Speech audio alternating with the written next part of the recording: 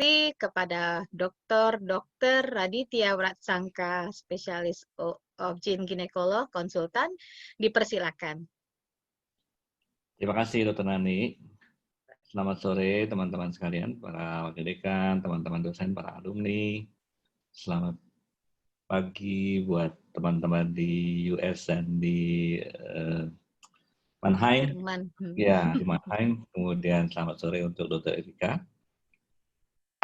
Assalamualaikum warahmatullahi wabarakatuh. Salam sejahtera buat kita semua.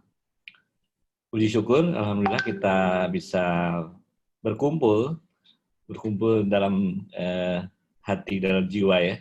Tapi fisiknya kita berjauhan.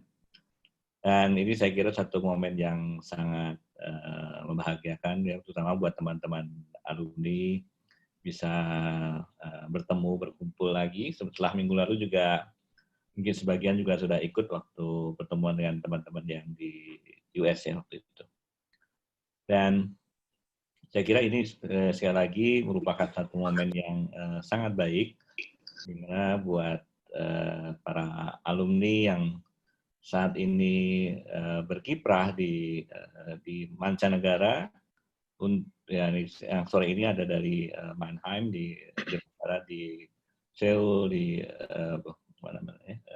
US, itu bisa hadir untuk berbagi dengan teman-teman di Indonesia. Ya, berbagi bukan artinya bahwa berbagi kesusahan ya, berbagi kegembiraan saja, tetapi liku-likunya bagaimana perjuangannya di dalam berproses untuk sampai bisa apakah itu melanjutkan studi, apakah itu bekerja di daerah di masing-masing itu bisa dibagikan kepada teman-teman di sini atau mungkin buat adik-adik mahasiswa yang nantinya barangkali suatu saat akan mengikuti jejak teman-teman sekalian ya. Dan di sisi lain juga barangkali yang bisa dibagikan selain bagaimana kiat-kiatnya untuk bisa berkiprah di mancanegara juga berbagi dengan kemajuan-kemajuan teknologi dan ilmu kedokteran yang didapat oleh teman-teman yang berada di mancanegara ini. Ya. Dan tentu juga walaupun ada di mancanegara, teman-teman masih darahnya darah Indonesia, jiwanya, semangatnya semangat Indonesia, dan juga jiwa dan semangat Trisakti. Yang saya berharap dan saya yakin barangkali juga tidak akan luntur. Nah, jadi sekali lagi saya berterima kasih kepada teman-teman alumni yang sekarang ada di sore ini ada di Mannheim, di Korea dan di US untuk bisa berbagi di sini, dan mudah-mudahan acara ini bisa bermanfaat buat kita semua. Juga terima kasih kepada teman-teman panitia, Dr. Nani, ini dokter Indonesia rasa Malaysia atau dokter Malaysia rasa Indonesia, tapi yang penting sekarang sudah pulang kandang dan sudah dirantai, jadi tidak boleh pergi. Sudah dirantai. Sudah dirantai. Ya, jadi tapi sekali balik ke sana untuk mempertajam lagi, boleh lagi kembali lagi ke kita. Ya. Ya, jadi sekali lagi terima kasih kepada teman-teman dan jangan sungkan-sungkan untuk berbagi. Kita saling belajar. Ya. Teman-teman di luar negeri juga barangkali rindu tentang bagaimana sih perkembangan di Indonesia saat ini, gitu ya. Ini bagaimana sih COVID-nya di US sama COVID-nya di Korea sama di Jerman itu sama COVID-nya Indonesia itu bagaimana? Karena saya yakin memang setiap daerah itu ada kekhasan yang tersendiri gitu. Ya.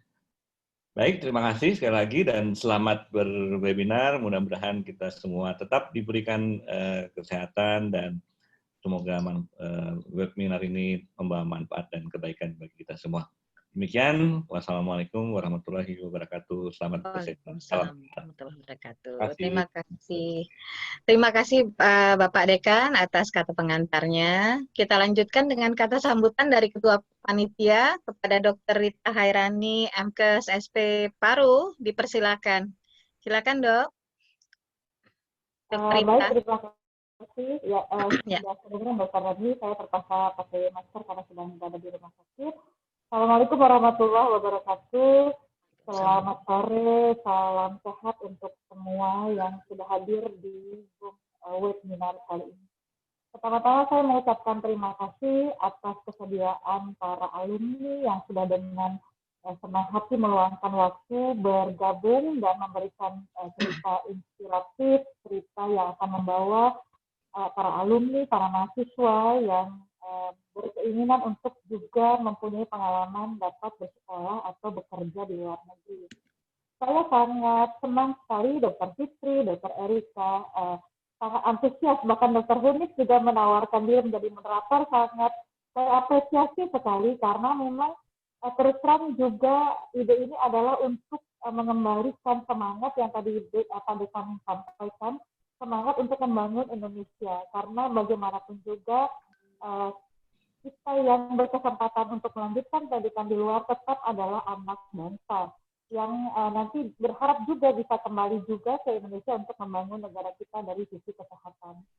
Saya apresiasi sekali, saya berterima kasih sekali, dan saya sangat berharap bahwa cerita-cerita ini yang nanti akan disampaikan dari Jerman, dari Korea, dari Amerika, bisa membawa motivasi bagi semua dokter atau calon dokter yang akan melanjutkan atau berkarya di negara lain.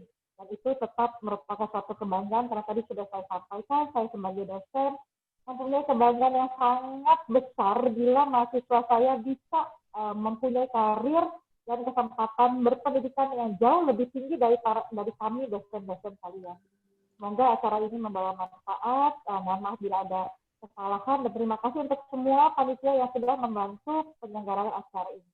Demikian Dr. Nani, cukup sekian. Terima kasih. Assalamualaikum warahmatullahi wabarakatuh. Waalaikumsalam warahmatullahi wabarakatuh. Terima kasih Dr. Rani. Baiklah, untuk acara hari ini kita akan mulai dengan presentasi dari para narasumber, kemudian dilanjutkan dengan sesi tanya jawab, pengumuman door prize, dan setelah itu tentu saja penutupan. Sebelumnya saya akan memperkenalkan moderator kita, yaitu Dr. Hunit Kausar. Beliau adalah alumni FK Usakti Angkatan 2010 yang saat ini sedang menjalani pendidikan strata 2-nya di Amerika. Nah, beliau menjalani pendidikan kedokteran, mendapatkan Doctor of Medicine di Universitas Trisakti, Fakultas Kedokteran Universitas Trisakti, Jakarta, dengan predikat cum laude, luar biasa. Sangat membanggakan sekali, dan saat ini seperti yang tadi saya sampaikan bahwa beliau sedang menjalani pendidikan di pendidikan Master of Science di in Public Health di Johns Hopkins Bloomberg School of Public Health, Department of International Health Concentration in Health System. Nah, untuk pengalaman bekerja, saat ini beliau sambil bekerja sebagai juga sebagai research assistant ya dok ya, sejak Juni ada 2 proyek sepertinya di Johns Hopkins University International Injury Research Unit, assisted in conducting a systematic review using Cochrane standard to identify potential indicators that will serve as early predictor of violence and injuries in order to support the development of a tool using artificial intelligence to detect adolescents at risk of experiencing violence and injuries in India and Vietnam. Kemudian proyek satu lagi juga sama di Johns Hopkins Bloomberg School of Public Health, tapi di Department of International Health untuk Social and Behavioral Interventions. Beliau assisted in numerous systematic review to support WHO updates on several guidelines, including guideline self-care for sexual and reproductive health, guideline of HIV and STI prevention among key population. Nah, ini kelihatannya same interest kita ya dok ya, sama-sama HIV and STI. Kemudian WHO Medical Eligibility Criteria (MEC) for contraceptive use, selective practice recommendation for contraceptive use, etc.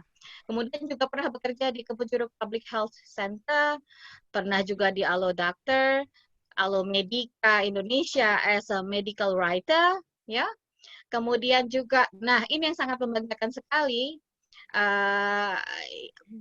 scholarship, beasiswa atau grant atau award yang pernah diraih, yaitu Global Health Established Field Placement Award recipient by Johns Hopkins Center for Global Health, kemudian juga mendapatkan LPDP scholarship, ya, beasiswa LPDP Indonesia Endowment Fund for Education.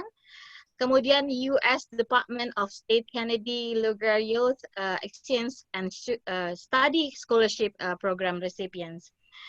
Oke, saya harapkan nanti Dr. Hunit juga dapat berbagi pengalaman sedikit ya dok ya, strategi jitu untuk bisa mendapatkan beasiswa ke luar negeri. Baiklah, setelah memang saya harus memendekkan CV yang begitu panjang dan begitu sangat menarik, kepada Dr. Hunit, saya persilakan untuk melanjutkan acara. Time is yours. Baik, Dr. Nani, terima kasih banyak. Pertama-tama, selamat pagi, selamat subuh waktu Amerika Serikat, selamat pagi waktu Jerman, dan selamat sore waktu Korea, serta waktu Indonesia. Kepada para pimpinan Fakultas Kedokteran Universitas Trisakti, kepada para panitia yang sudah membantu terselenggaranya webinar ini, saya ucapkan terima kasih banyak atas kesempatannya. Webinar kita yang kedua, seri yang kedua ini tidak kalah spesial dengan seri yang pertama karena moderator, narasumber, dan hadirin sekalian berada di 3 benua yang berbeda. Saya sendiri berada di Amerika Serikat, di Baltimore. Kemudian narasumber kita yang pertama berada di benua Eropa, di Jerman, dan narasumber kita yang ketiga ada di Seoul, Korea Selatan. Jadi kita akan ajak hadirin sekalian untuk berjalan-jalan secara virtual dari benua Amerika ke benua Eropa sampai ke Korea Selatan. Narasumber kita ada 2 orang pada kesempatan sore hari ini. 2 orang ini adalah 2 orang Sri Kandi Indonesia yang mengharumkan nama Indonesia di kancah internasional. 2 orang wanita tangguh yang sudah membanggakan alma mater dan bangsanya. Yang pertama adalah Dr. Fitri Indraswari. Saya akan bacakan CV singkat, highlight CV dari Dr. Fitri. Dr. Fitri saat ini berdomisili di Jerman. Beliau adalah seorang dokter lulusan Fakultas Kedokteran Universitas Trisakti, angkatan 95. Beliau kemudian melanjutkan studinya, studi spesialisasinya di Jerman di bidang pediatric health. Kemudian beliau melanjutkan studi fellowship-nya juga di Jerman di bidang neonatologi dan pediatric intensive care. Kemudian yang paling terakhir, Dr. Fitri melanjutkan continuing medical education-nya di Master of Science in Pediatric Emergency Medicine di University of Edinburgh, Scotland. Dr. Fitri saat ini menjadi attending physician in Pediatric Department di Jerman. Saya nggak mencoba untuk pronounce nama rumah sakitnya atau nama universitas sebelumnya, daripada salah nanti Dr. Fitri aja yang sebutkan. Research and thesis Dr. Fitri terakhir, Dr. Fitri menulis tentang comparison of the efficacy of simulation for pediatric department staff. Is highly fidelity training better in improving staff's confidence level in facing emergencies? Ini ditulis di University of Edinburgh, Scotland. Dr. Fitri juga fluent di 4 bahasa yang berbeda selain bahasa Indonesia dan bahasa Inggris. Dr. Fitri juga fluent di bahasa Jerman dan bahasa Belanda. Untuk narasumber kita yang pertama, Dr. Fitri, saya persilahkan. The Zoom is yours. Bisa share screen-nya, Dr. Fitri? Terima kasih, Dr. Hanif. Terima kasih sebelumnya kepada Dr.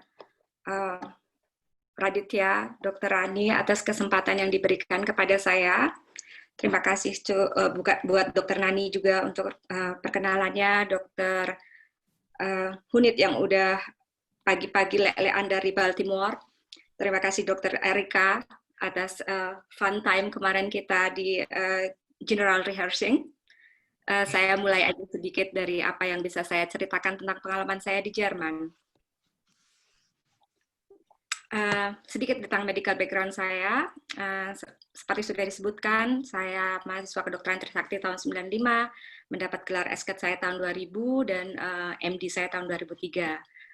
Setelah itu sedikit bekerja di sana-sini, kemudian saya memutuskan untuk mengambil pediatric residency di Jerman. Saya memulai di tahun 2006, di 2 rumah sakit yang berbeda. Nanti saya ceritakan mengapa saya ganti rumah sakit dari tahun 2006 sampai tahun 2011. Kemudian saya memulai neonatology fellowship saya tahun 2010 dan selesai di tahun 2013. Dari tahun 2013 sampai tahun 2019, saya bekerja sebagai neonatologist, dan di tengah-tengah itu saya mengambil Master of Pediatric Emergency Medicine di Edinburgh. Itu sebetulnya diberi kesempatan setelah beberapa kali pertemuan atau seminar dan joining the European Society of Emergency Medicine. Kemudian Tom Betty dari Edinburgh memberi kesempatan saya untuk mengikuti program Master of Pediatric Emergency Medicine. Dari awal tahun 2019 sampai fresh saat ini saya masih di Mannheim. Saya sedang menjalani fellowship kedua saya di Pediatric Intensive Medicine. Apa sih bedanya kuliah kedokteran di Jerman dengan di Indonesia? Sebetulnya mirip, cuma kuliah kedokteran di Jerman itu lebih banyak kenalan dengan kliniknya mungkin. Jadi klinik yang full Vorlesungen di kampus itu hanya semester 1 dan 4 sampai 4. Setelah itu mahasiswa harus mengikuti Staatsexamen atau ujian nasional yang disebut Physikum. Setelah lulus ujian Physikum baru bisa masuk ke dalam program klinik, di mana ada yang disebut Pflegepraktikum. Jadi Pflegepraktikum itu mengerjakan pekerjaan suster sebetulnya, kayak ganti tempat tidur, ganti spray, ganti popok pasien, apalah, untuk belajar seperti apa sih sebetulnya di rumah sakit itu. Dan ini berlangsung selama 6 semester. Setelah itu ada ujian negara kedua, dan baru bisa mengikuti koasistensi. Itu berjalan selama 1 tahun di pilihan bagian masing-masing. Setelah itu menjadi dokter umum. Pertanyaannya di Jerman setelah jadi dokter bisa langsung praktek atau gimana ya? Itu nggak bisa begitu. Jadi di Jerman, walaupun dokter umum, itu harus mengambil spesialis. Jadi mengambil spesialis Allgemein Medicine, mengambil spesialis dokter umum. Dokter umum itu harus spesialis, jadi nggak bisa langsung praktek seperti di Indonesia. Kalau ditanya kenapa memilih Jerman, mungkin kenapa nggak milih Australia aja atau Singapura atau ada beberapa alasan. Alasannya di Jerman itu sama dengan beberapa banyak negara di dunia sebetulnya, juga di Indonesia, ada yang disebut sebagai Ärztemangel atau kekurangan staff medicine. Jadi kemungkinan kita mendapat tempat itu lumayan besar, karena seperti saya sebutkan sebelumnya, semua harus ambil spesialis, bahkan untuk jadi dokter umum pun harus ambil spesialis. Kualitas pendidikan kedokteran di Jerman dibandingkan dengan beberapa negara Eropa termasuk one of the best, makanya saya memilih Jerman. Di Jerman ada lebih dari 40 cabang spesialis, jadi kalau nggak suka di satu spesialis, bisa pindah ke spesialis berikutnya tanpa mengurangi waktu spesialis. Jadi tetap aja dihitung waktu pengalaman sebelumnya, tetap bisa dimasukkan di hitungan waktu pendidikan. Ada personal points buat saya, karena pendidikan spesialis di Jerman itu hospital based, bukan university based. Jadi kita nggak harus daftar ke universitas tertentu. Jadi kita harus lebih nyari lowongan kerja sebetulnya. Jadi itu pendidikannya bebas SPP, nggak ada bayar SPP. Kemudian sebagai PPDS kita didapat gaji. Terus yang saya suka personally adalah apa yang disebut sebagai flache hierarki. Jadi di Jerman itu kita nggak ada senioritas. Kita nggak ada sama di dalam satu bagian itu kita makan siang ya sama-sama, pergi makan siang semua ke Mensa, chef juga ada duduk di situ, konsulen juga ada duduk di situ, semua, dan kita ngobrolin hal-hal biasa tanpa harus takut harus ngomong apa, takut salah ngomong apa. Terus kemudian I like the life-work balance. Di tempat saya tinggal kebetulan banyak gunung, banyak lake. Jadi kalau off bisa hiking, bisa lebih menikmati hidup karena prakteknya juga jamnya ditentukan di rumah sakit, jam kerjanya. Gimana sih cara mendaftar spesialis di Jerman? Sebetulnya nggak susah. Dari nomor 1 sampai 4 ini kita bisa memulai itu dari Indonesia. Yang pertama adalah persiapan bahasa.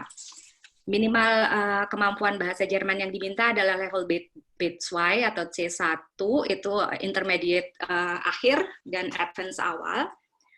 Saya dulu memulai dengan kursus bahasa Jerman di Goethe Institute sampai level B1. Kemudian saya melanjutkan pendidikan bahasa Jerman saya di Jerman sendiri sambil memulai menjadi Gastarzt.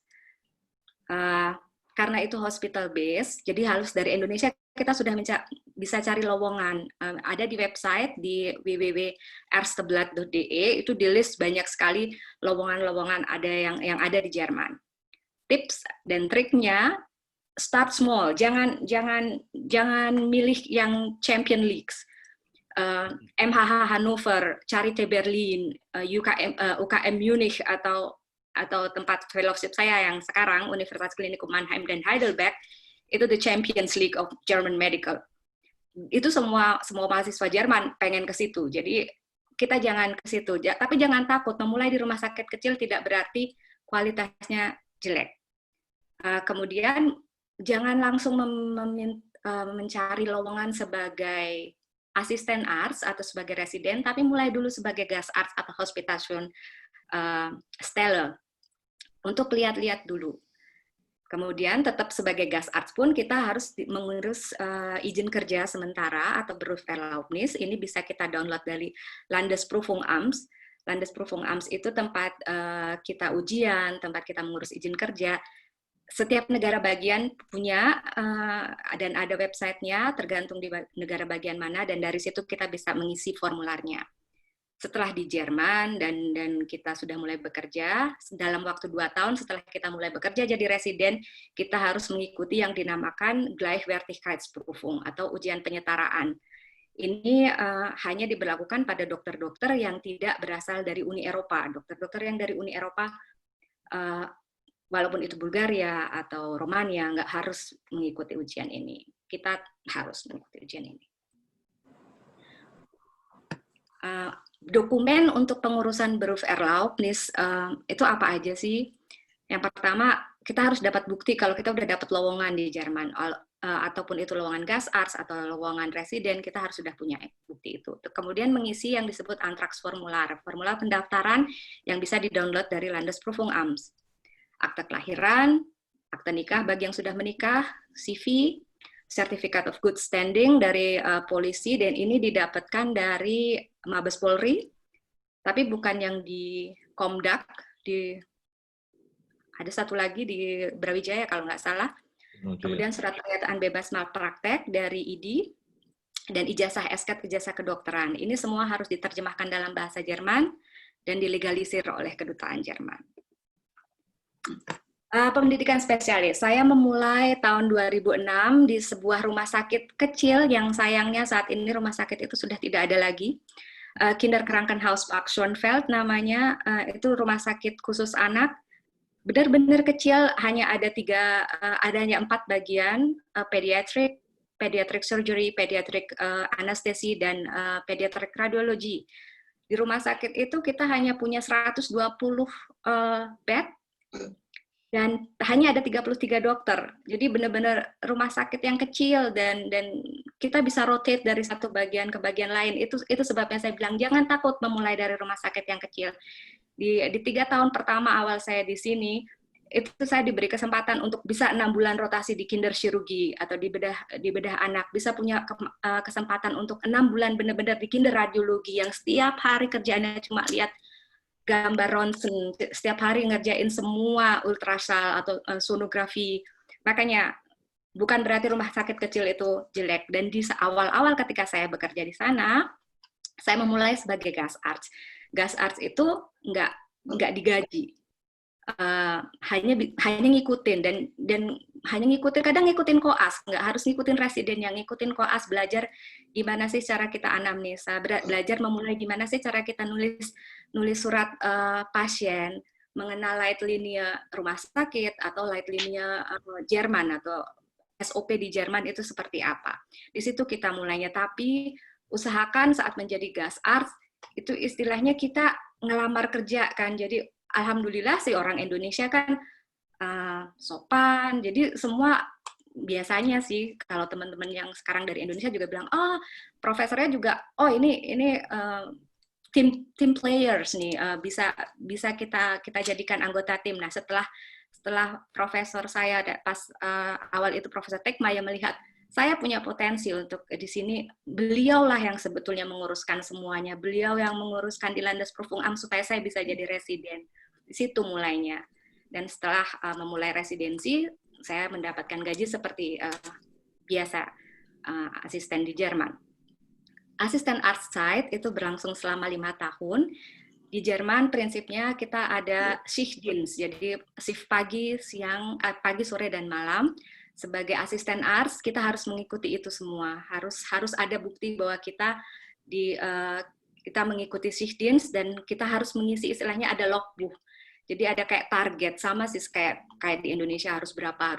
Kalau di pediatri kayak misalnya harus 100 ultrasound kepala, harus 50 ultrasound panggul, seperti itu. Dalam waktu 2 tahun setelah awal residensi, kita harus mengikuti ujian Gleichwertigkeitsprüfung. Itu untuk mengganti izin kerja sementara kita, karena izin kerja sementara itu tertulis di situ, saya hanya boleh bekerja di rumah sakit di Klinik Paxonfeld, saya nggak boleh pindah ke rumah sakit lain, izin kerjanya hanya di situ. Nah, setelah tahun kita ujian Gleichwertigkeitsprüfung, mendapat namanya aprobasi. Setelah mendapat aprobasi, kita bisa bekerja di seluruh Jerman. Itu kita boleh pindah kemana saja.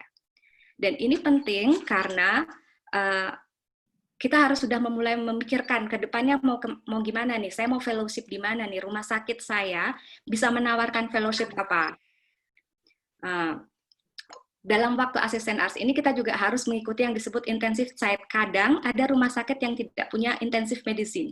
Sementara 6 bulan semua residensi, kita harus mengambil namanya intensive medicine. Jadi harus bisa menghandle emergency. Makanya harus ada intensive medicine. Kalau ke rumah sakitnya kita nggak bisa, sementara aprobasi kita hanya di rumah sakit itu pas awal, we have a problems, makanya aprobasi harus dikerjakan dalam 2 tahun awal untuk masa depannya. Setelah itu berlalu, ada ujian lisan di Landesprüfung Amt negara bagian masing-masing. Ujiannya jujur aja ujiannya seperti ujian koas. Saya bersyukur sekali bahwa koas di Indonesia lebih susah dari di Jerman, karena beneran ujiannya itu cuma 3 pasien, ronsen, terus ngobrol-ngobrol, udah gitu doang, 15-30 menit selesai. Terus dikasih tahu, ya Anda lulus, selamat ya, sertifikatnya tuh udah di print duluan, jadi sebenarnya berangkat ke situ tuh udah hampir yakin kalau bakalan lulus. Kemudian setelah jadi Fach Arts, pilihannya apa sih setelah jadi spesialis, mau ngapain? Pertama, Niederlassung, itu bekerja jadi dokter praktek. Sayangnya di Jerman nggak bisa kayak di Indonesia, mau praktek, buka praktek. Nggak bisa. Jadi di Jerman itu kalau mau praktek, kita harus nanya, di tempat saya tinggal ini, ada praktek seats-nya berapa? Ada lokasi prakteknya berapa? Ada yang kosong nggak? Begitu ada yang kosong, kita bisa masuk ke situ. Kalau nggak ada, kalau semua praktek seats itu didudukin seseorang, atau masih ada dokter spesialis yang bekerja di situ, kita nggak bisa praktek di situ. Harus cari praktek di negara bagian lain atau di kota lain.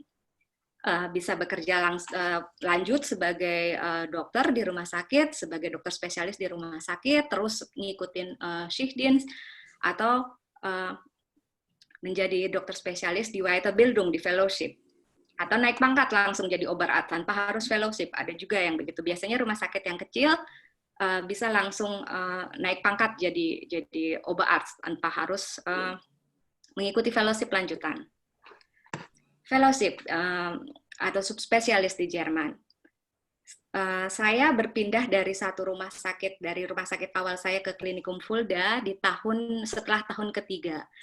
Karena saya mulai memikirkan, saya mau apa. Jadi dari awal, kalau saya mau jadi dokter anak itu sudah dari awal saya tahu, dari zaman kuliah saya tahu saya pengen jadi dokter anak. Tapi setelahnya subspesialisnya saya pengen jadi apa, itu baru pertanyaannya muncul setelah saya beneran kontak di pediatrik, dan I really like ada di pediatrik kan nggak terlalu banyak doing-nya ya, nggak terlalu banyak yang kita ngapa-ngapain, dan salah satu-satunya bagian yang kita bisa banyak melakukan sesuatu itu antara intensive medicine atau neonatologi, karena di neonatologi itu kita banyak intubasi, kita banyak pasang envoca atau ZVOCA, jadi central venous line. Jadi ada sesuatu di neonatologi. Sayangnya rumah sakit kecil saya tidak punya neonatologi. Jadi saya memutuskan, saya mau pindah ke rumah sakit yang mungkin ada neonatologinya. Kebetulan konsulen saya yang sebelumnya di Kassel itu pindah ke rumah sakit yang berikutnya, terus dia nanya, kamu mau fellowship di Neo nggak, Fit? Terus ya, dan kebetulan untungnya Fulda itu tempat saya mengambil fellowship neonatologi, one of the 3 best neonatology program di Jerman. Makanya saya berpindah ke rumah sakit yang berikutnya. Untungnya dari koneksi itu bisa berpindah ke rumah sakit yang lebih besar dan punya kemungkinan untuk melanjutkan fellowship. Apa sih untungnya ngambil fellowship di rumah sakit yang lebih besar? Untungnya itu kita bisa memulai sebelum kita jadi dokter spesialis. Jadi di tahun keempat, tahun kelima, tahun terakhir saya di pendidikan spesialis, itu bisa saya hitungkan ke dalam program fellowship saya. Untuk neonatologi itu 3 tahun, jadi 1 tahunnya udah didiskon sebelum spesialis. Dan tahun kedua, tahun ketiganya setelah saya menjadi spesialis. Makanya pindah sebelum waktu Facharzt kalau rumah sakit Anda memang nggak punya kemampuan itu. Setelah waktu selesai sama ujian, bagaimana? Setelah selesai sama ada ujian lisan. Tapi jangan diharap kalau sudah jadi fellowship atau sudah jadi spesialis kita punya gelar tambahan seperti sebelumnya. Tidak ada gelar tambahan di Jerman. Di Jerman tidak ada gelar spesial setelah orang jadi dokter spesialis atau jadi dokter fellowship. Untuk fellowship saya yang kedua, itu juga kebetulan, jadi Universitas Klinikum Mannheim itu Central Treatment Hospital buat congenital diaphragmatic hernia di Jerman dan di Eropa. Jadi itu salah satu sentral di mana setelah Rotterdam, dan juga banyak mengambil pasien-pasien dari beberapa negara, dan dia juga pulmonary ECMO center. Suatu hari kami harus memindahkan pasien dengan pulmonary agenesi ke rumah sakit Mannheim. Kebetulan yang menjemput pasien itu sendiri adalah Profesor Seible dari Mannheim. Nggak tahu kenapa, mungkin setelah saya sebenarnya cuma nyeritain ubergabe pasien, saya cuma ngasih tahu pasiennya begini. Dia somehow impressed, terus beberapa hari kemudian dia nelpon Profesor Rep dan nanya, mau nggak saya fellowship di intensive medicine di tempat dia. Dalam waktu 3 bulan, setelah itu Profesor Rep nanya, mau apa enggak? Saya langsung pindah ke Mannheim dan memulai fellowship saya di Mannheim. Kalau bagi yang tidak punya luck seperti saya, harus cari tempat fellowship. Sayangnya harus nyari lowongan juga, harus interview juga untuk bisa masuk dalam program fellowship. Ini sedikit dari gambaran tentang kehidupan saya di Jerman. Ini ada saya dengan pasien, tapi karena Datenschutz, mukanya saya crop. Fun dengan teman-teman, ada satu teman yang menikah, makanya kita pergi ke sana. It's my birthday party, lagi jaga malam, jadi suster-suster surprise birthday party. Ini sebenarnya kita di shock room nunggu pasien luka bakar karena COVID. Jadi foto dulu, being Asian, selfie is important. Rumah sakit kami ada di satu kota yang sangat Katolik dan punya apa ya istilahnya, karnaval di Jerman itu sangat penting, it's a big day. Makanya kalau pas jaga hari itu kita juga harus pakai kostum seperti karnaval.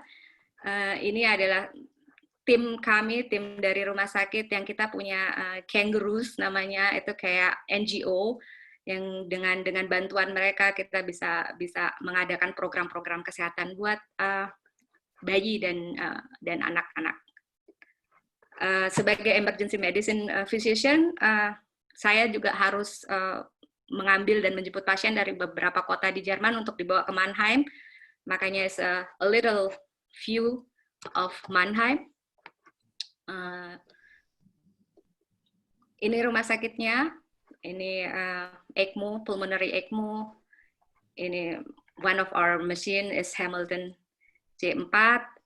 Ini ECMO trigger namanya. Ini untuk di sini bayinya dipindahkan. Ini high frequency oscillation. Ada NO, ada ECMO bisa kita attach di situ. Jadi bisa pasien yang kita pindahkan langsung dapat intensive treatment on the way. Ini kalau ada yang lihat, ini box sacks. Kalau kita frustasi, bisa pukul-pukul sedikit di situ atau tendang-tendang sedikit di situ, nggak akan ada yang marah, nggak apa-apa, silahkan.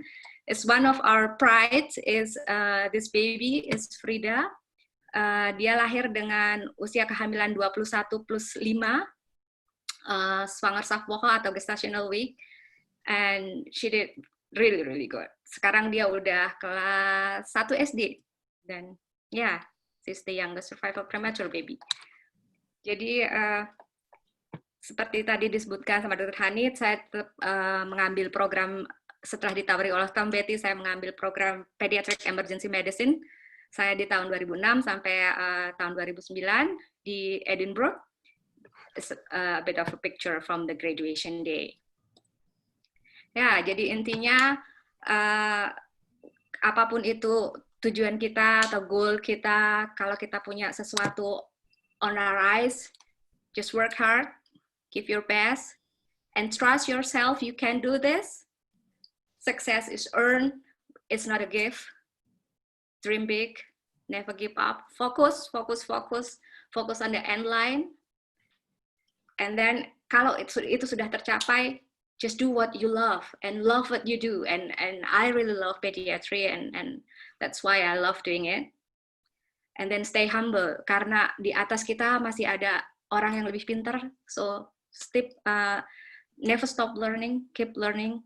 Dan you can learn from everyone. So terima kasih atas kesempatannya. Vielen Dank. Terima kasih banyak, Dokter. Terima kasih banyak, Dokter Fitri. Sangat eye-opening, sangat menarik sekali paparan dari Dokter Fitri. Kalau boleh, saya beri beberapa highlight dulu dari yang sudah dipaparkan oleh Dokter Fitri.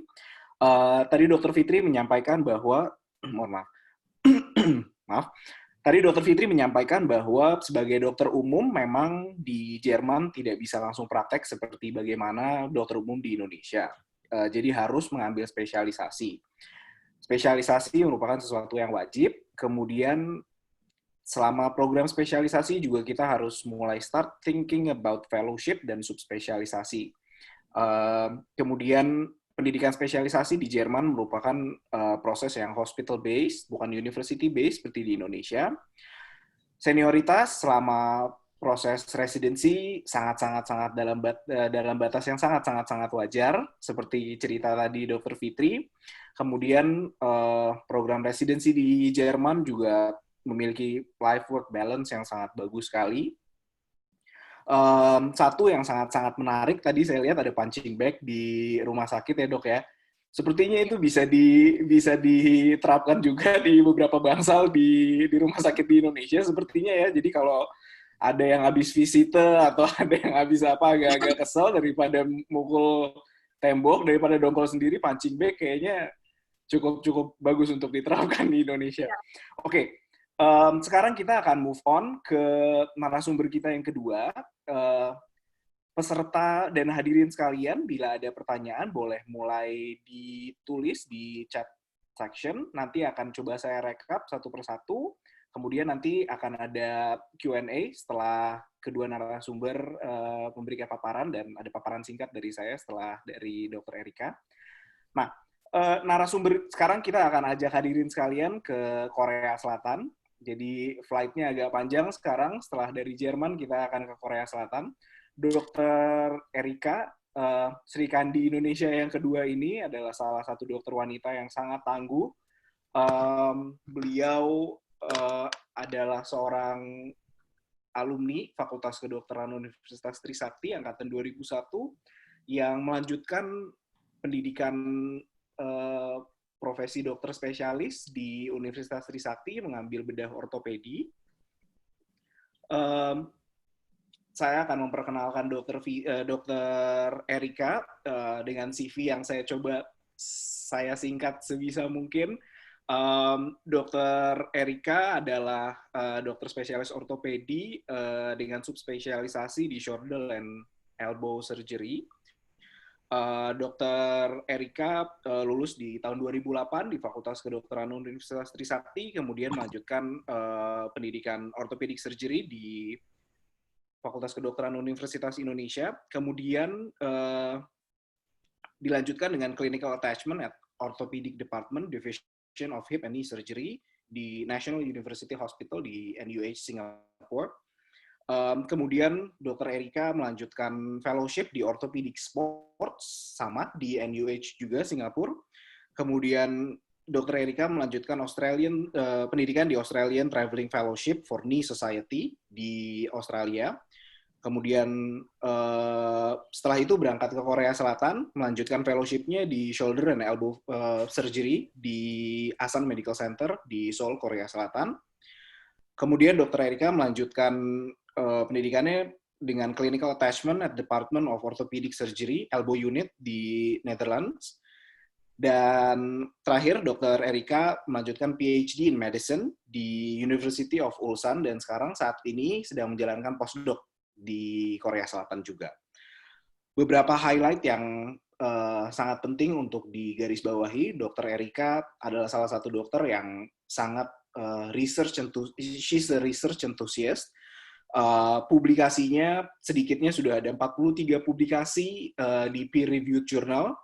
Dr. Erika adalah reviewer dari American Journal of Sports Medicine. Dr. Erika juga adalah corresponding editor di Journal of Orthopedic Surgery. Beberapa awards and achievement dari Dr. Erika adalah Dr. Erika mendapatkan first place di free paper presentation at Conference of Indonesian Orthopedic Association. Kemudian first place di free paper presentation at Conference of Indonesian Orthopedic Association and American Academy of Orthopedic di tahun 2013. Best Paper Award Indonesian Hip and Knee Society di 5th Annual Meeting pada tahun 2017. First place Best Poster Award di 27th Congress of the European Society for Surgery of the Shoulder and Elbow di Berlin, Germany. Tanpa memperpanjang lagi, saya serahkan waktu, saya persilakan Dr. Erika, the Zoom is yours. Ya, silakan, terima kasih Dr. Hunik. Suara saya bisa didengar, Dok? Bisa, loud and clear. Oke. I'm gonna start sharing my screen. Oke. Share. And ini bisa dilihat, Dok? Screen-nya? Bisa, Dok. Oke, saya mau pep talk tentang MD and PhD.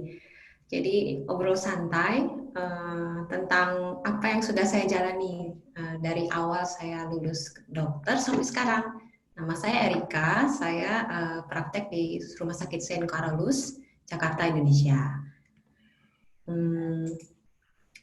Saya sekolah dokter umum di Trisakti. NIM saya 0300175. Saya masih ingat. Terus saya sekolah residen PPDS di orto di UI 5 tahun standar. Habis itu saya fellowship Fellowship yang pertama itu sport di Singapura, lalu fellowship yang kedua itu shoulder and elbow di Korea. Sambil fellowship yang kedua, saya sekolah PhD 3 tahun jadinya. Sekarang, tahun lalu saya lulus, sekarang saya postdoc. Lalu saya mau cerita kenapa dan bagaimana saya bisa melalui semua ini. Residensi. Kenapa sih saya pilih orto? Seperti yang mungkin sama seperti Dr. Fitri, saya suka orto dari saya mahasiswa, dari saya koas. Orto itu adalah kombinasi dari segala hal yang saya suka waktu saya koas. Jadi saya suka surgery, trauma, sedikit radiology and pathology. Saya suka hands-on, saya suka working with power tools, and saya suka a pinch of creativity. So definitely I am very surgical type. Jadi orto itu secara klise ya saya boleh bilang saya meningkatkan, saya bisa melihat fungsional dari mobility pasien itu meningkat di depan mata saya. Jadi saya suka itu. Anyhow, sejujur-jujurnya waktu saya koas dari semua rotasi itu memang saya paling suka ortopedi.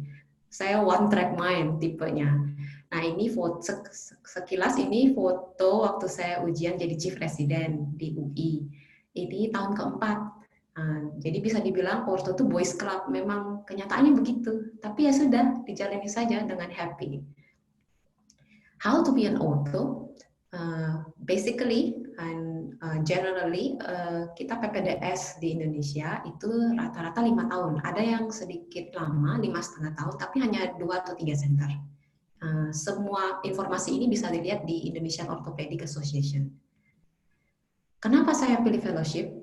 Ini joke aja. Kalau masih enjoy accumulating debt, takut bikin keputusan sendiri, pingin CV-nya agak spicy sedikit, atau merasa nggak belajar apa-apa waktu koas atau residen, ya mungkin salah satu yang dicek ini bisa kita lanjut fellowship. Lalu, tapi secara evidence ada paper yang menarik. Kenapa sih ada sekarang ini orto lebih ke arah subspesialisasi? Karena itu semua permintaannya datang dari pasien ternyata di era yang sekarang ini, dan memang ada faktor economic and medical legal itu sendiri. Oke, let's move on to the first fellowship. Fellowship saya yang pertama adalah kali pertama saya ke luar negeri untuk sekolah. Ini terus terang yang deket-deket aja dulu, saya takut. Jadi di Singapura. Nah, di National University Hospital ini adalah tertiary hospital, tertiary referral hospital, dia 1.160 bed. Kenapa saya bisa nyangkut di sini? Karena waktu saya PPDS tingkat akhir, saya dikirim ke rumah sakit ini sebagai attachment, jadi kayak pertukaran pelajar lah gitu. Saya menghabiskan waktu sekitar 6 atau 7 minggu sebagai observer ke salah satu profesornya.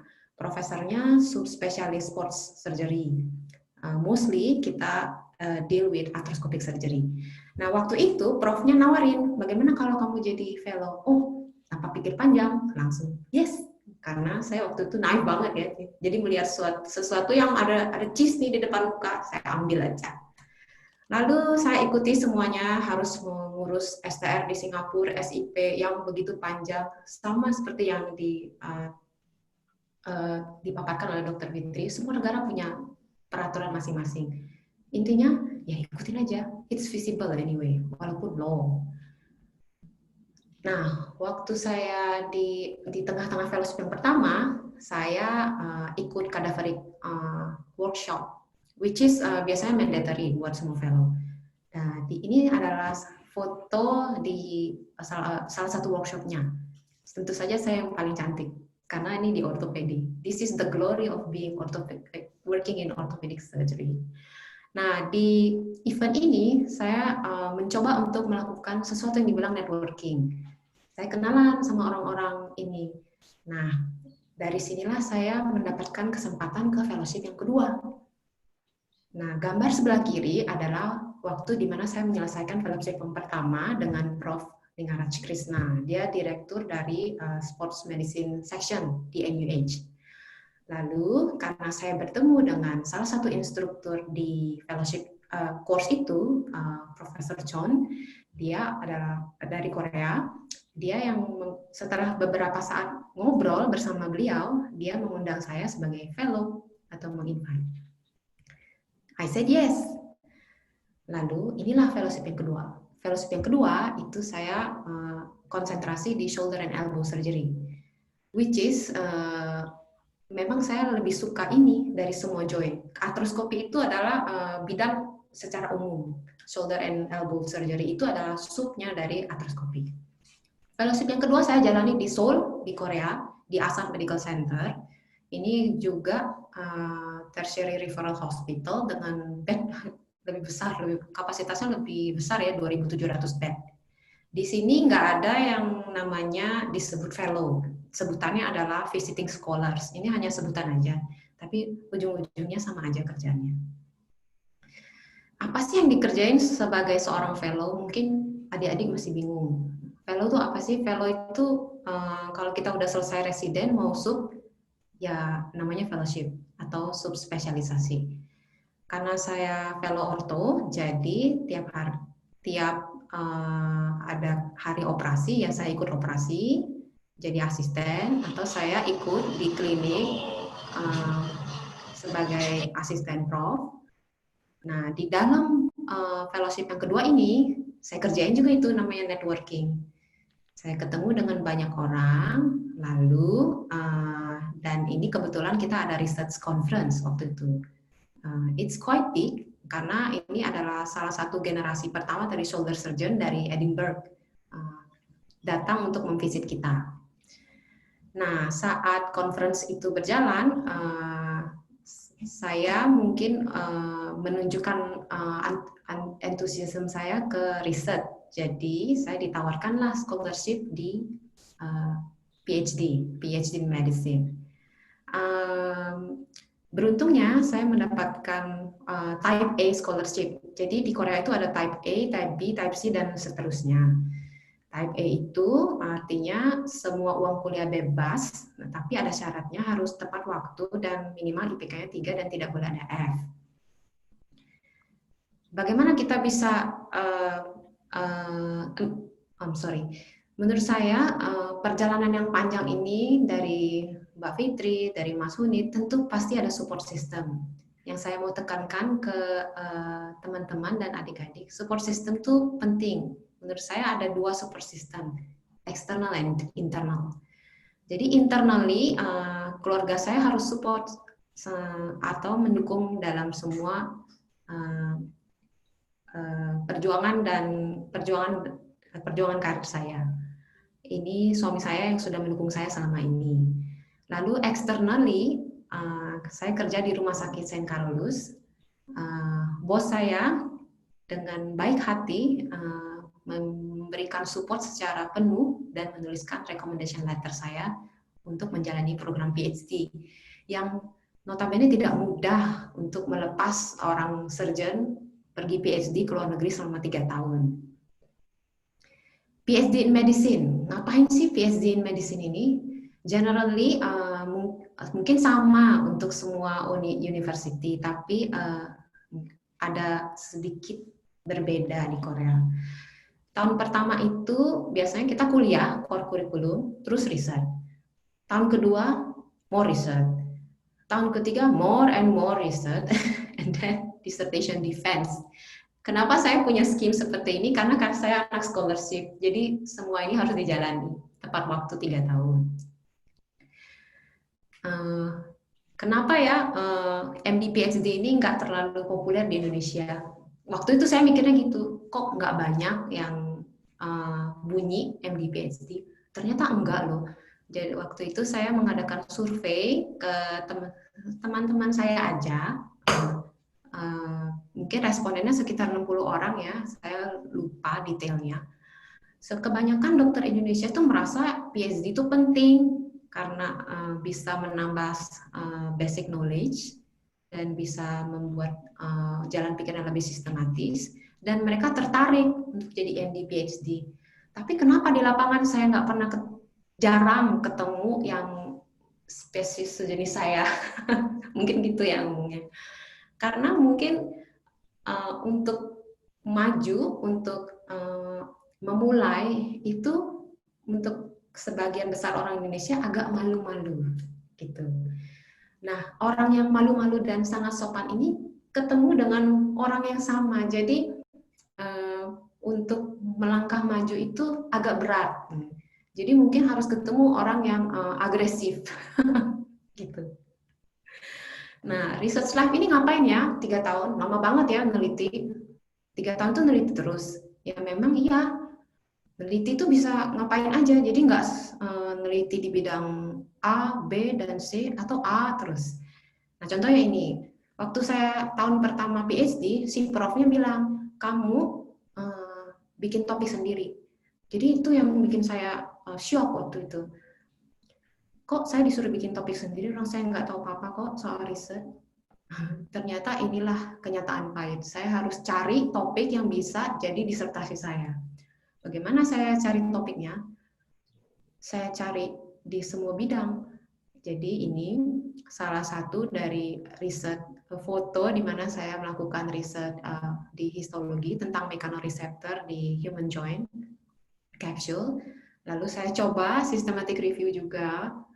Itu alangkah repotnya dan pusing, nggak bisa sendiri ini pasti, dan saya salah, ternyata mesti bareng-bareng.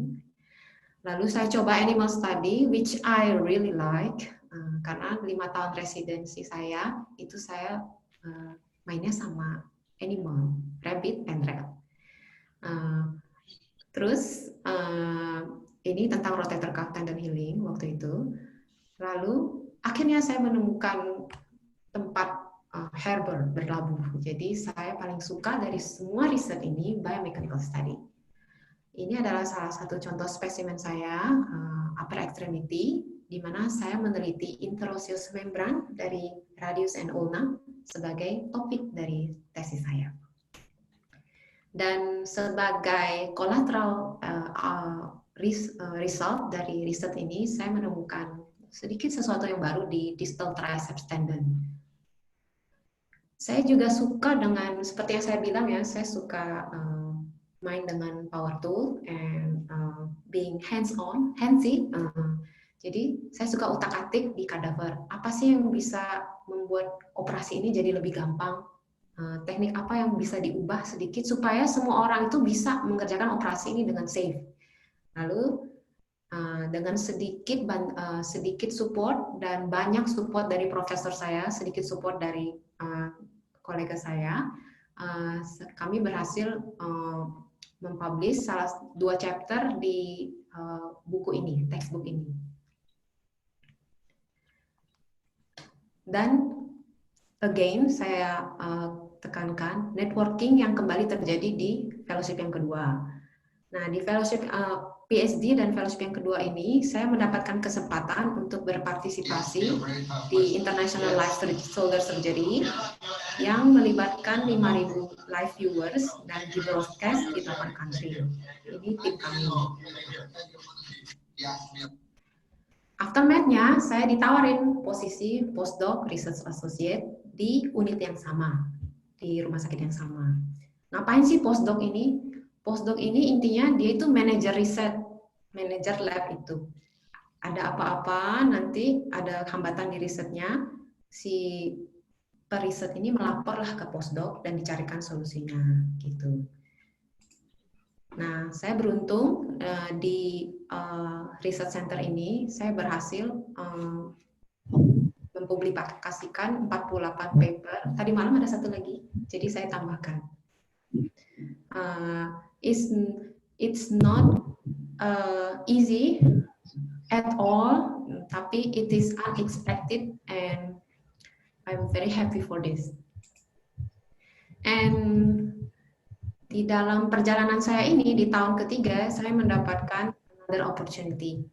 Saya memang nggak pernah jadi cover girl di majalah yang casual ya, tapi paling tidak saya jadi cover girl di arthroskopi.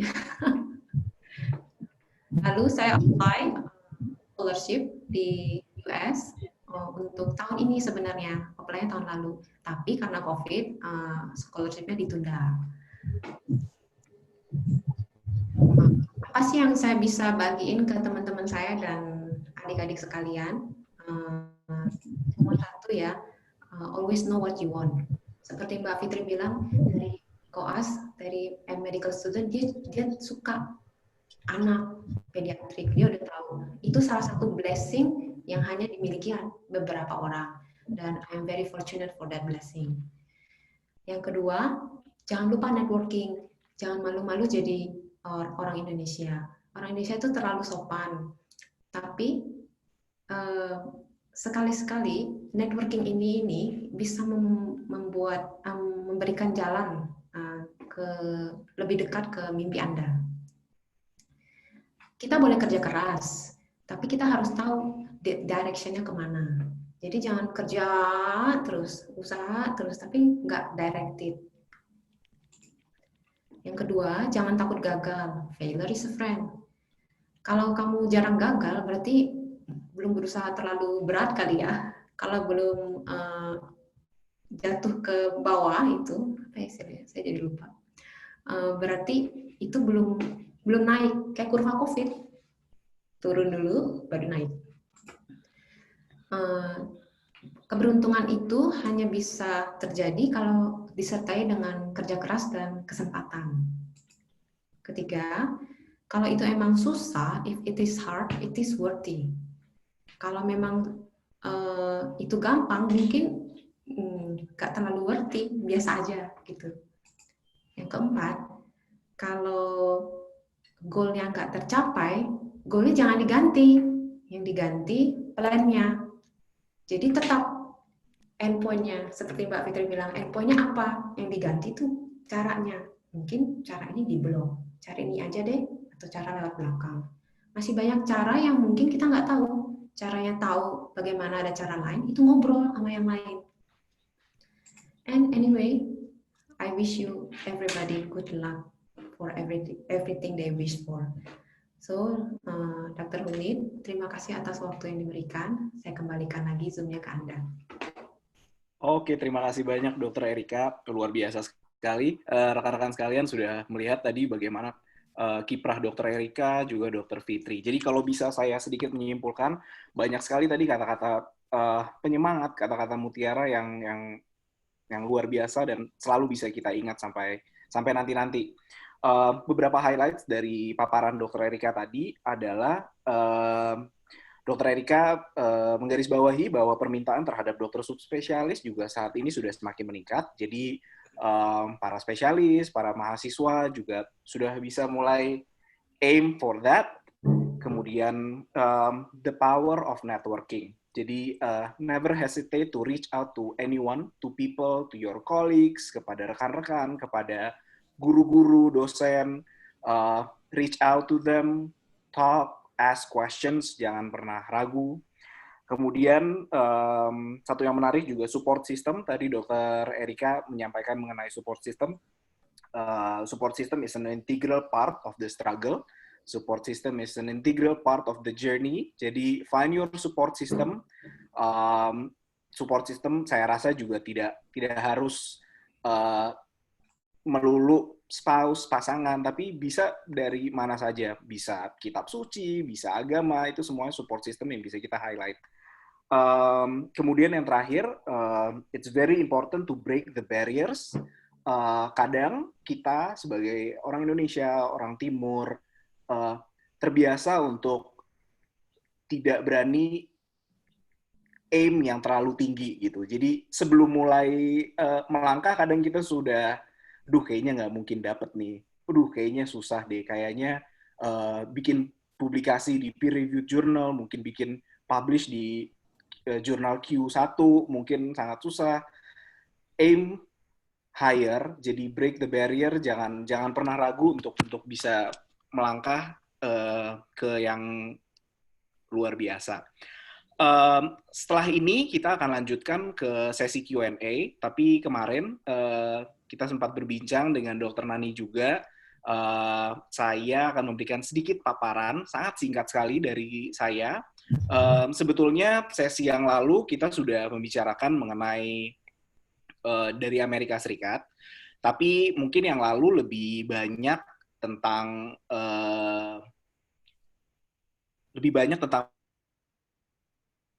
pengalaman klinis di Amerika Serikat. Nah, kebetulan sekarang saya sedang menjalankan program S2 Magister di Johns Hopkins University. Saya akan berikan sedikit sekali paparan dari saya dan juga sedikit pep talk melanjutkan yang Dr. Erika sampaikan tadi tentang scholarship dan research. Jadi saya akan coba share screen saya.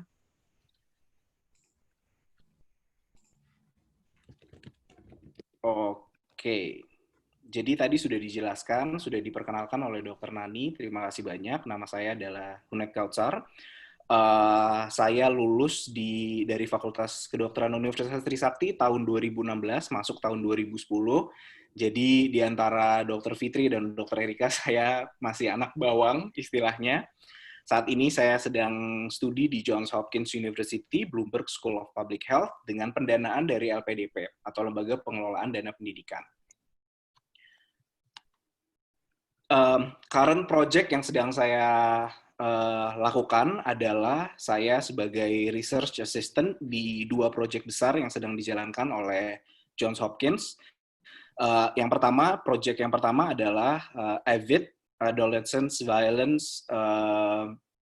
Jadi kita menggunakan artificial intelligence atau AI untuk mendeteksi at-risk remaja, adolescents yang sekiranya bisa experience violence and injuries, dan kita titik beratkan pada self-harm dan self-injury atau suicidal behavior dari remaja. Jadi kita melakukan ekstraksi data yang banyak sekali dari 4.000 lebih jurnal, kita masukkan dalam proses machine learning menggunakan artificial intelligence. Dari 4.000 jurnal itu, kita akan coba cari sekiranya risk factor apa saja, sekiranya penanda apa saja yang bisa membantu kita memprediksi remaja-remaja yang prone terhadap suicide, self-harm, atau interpersonal violence. Selain itu, kita juga banyak memfokuskan ke gender-based violence, jadi kekerasan berbasis gender, terutama terhadap wanita. Itu adalah salah satu bagian riset yang saya fokuskan juga. Untuk proyek ini kita lebih fokus di India dan Vietnam. Kemudian yang kedua, saya sedang di-hire oleh WHO untuk melaksanakan sedikitnya 5 systematic review untuk update beberapa guideline dari WHO.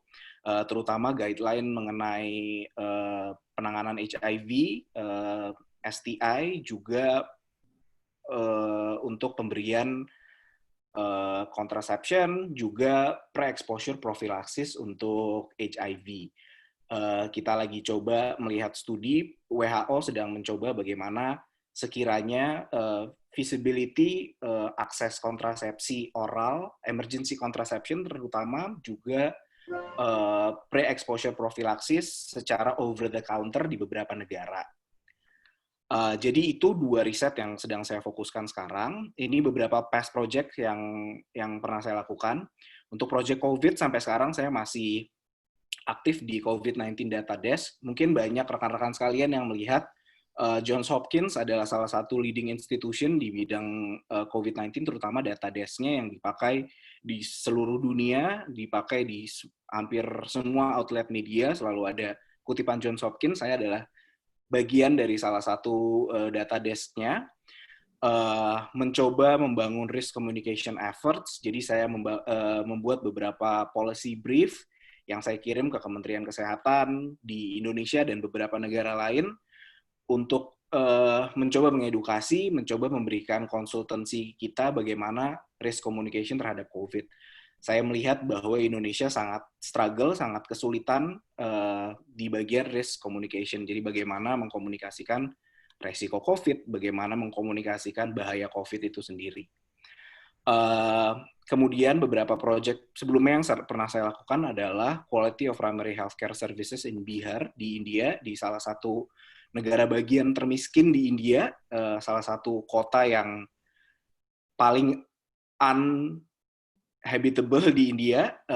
Kemudian project yang terakhir saya kerjakan adalah reducing and mitigating gender-based violence di refugee camp terbesar di Kenya. Ini fokus di gender-based violence terhadap wanita. Saya mendapatkan grant sebesar $1,5 juta waktu itu dari US Department of State. Project ini dijalankan selama 3 tahun. Tahun ini dengan terpaksa harus kita pause, harusnya berangkat ke Kenya, tapi harus di-pause karena COVID-19. Nah, research interest saya selain sebelumnya yang tadi sudah saya jelaskan, saya sangat tertarik di health system strengthening, financing universal health coverage, terutama financing BPJS.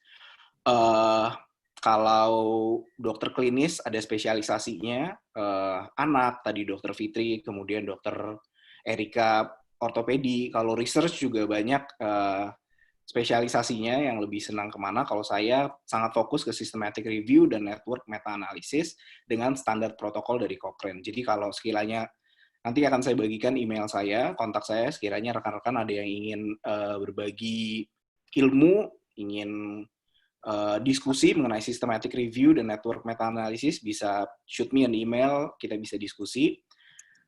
Nah, saya di sini dengan scholarship LPDP.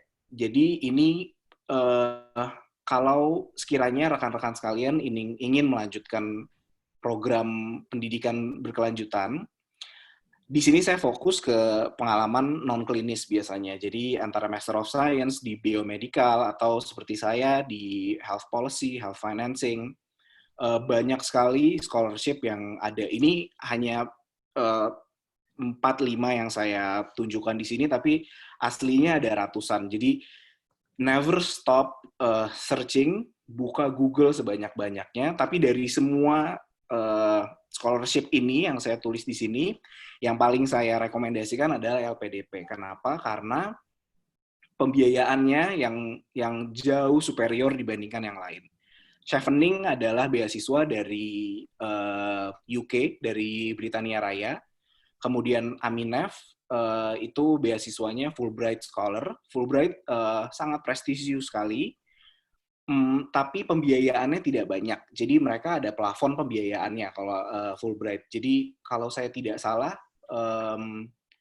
pembiayaannya maksimal di cap di $30,000 per tahun, sedangkan tuition di Amerika Serikat jauh di atas 30.000. Jadi biasanya Fulbright Scholar jarang aim ke universitas yang mahal seperti Harvard atau Johns Hopkins. Saya Johns Hopkins setahun tuition di sini sekitar 60-70.000 US dollar, dan itu semua di-cover oleh LPDP dengan biaya bulanan yang juga di-cover oleh LPDP. Biaya buku per tahun yang di-cover oleh LPDP. Untuk program doktoral juga bahkan ada tunjangan keluarga yang di-cover oleh LPDP. Jadi dari sisi pembiayaan, LPDP sangat-sangat superior dibandingkan semua scholarship di semua negara. Kemudian ada Erasmus Mundus, itu dari Uni Eropa. Linknya saya sematkan, bisa rekan-rekan, nanti mungkin akan saya kirimkan PDF-nya, bisa dibagikan. Kemudian ada Stunet dari Netherlands.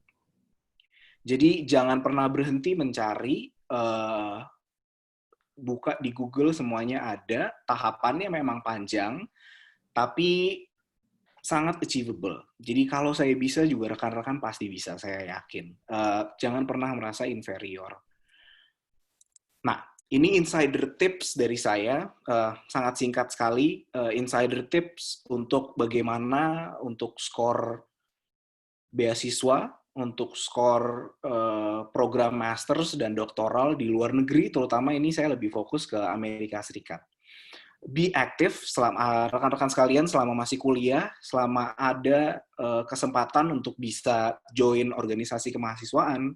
Dulu saya di tim bantuan medis ya, di TBMT, tim bantuan medis Trisakti.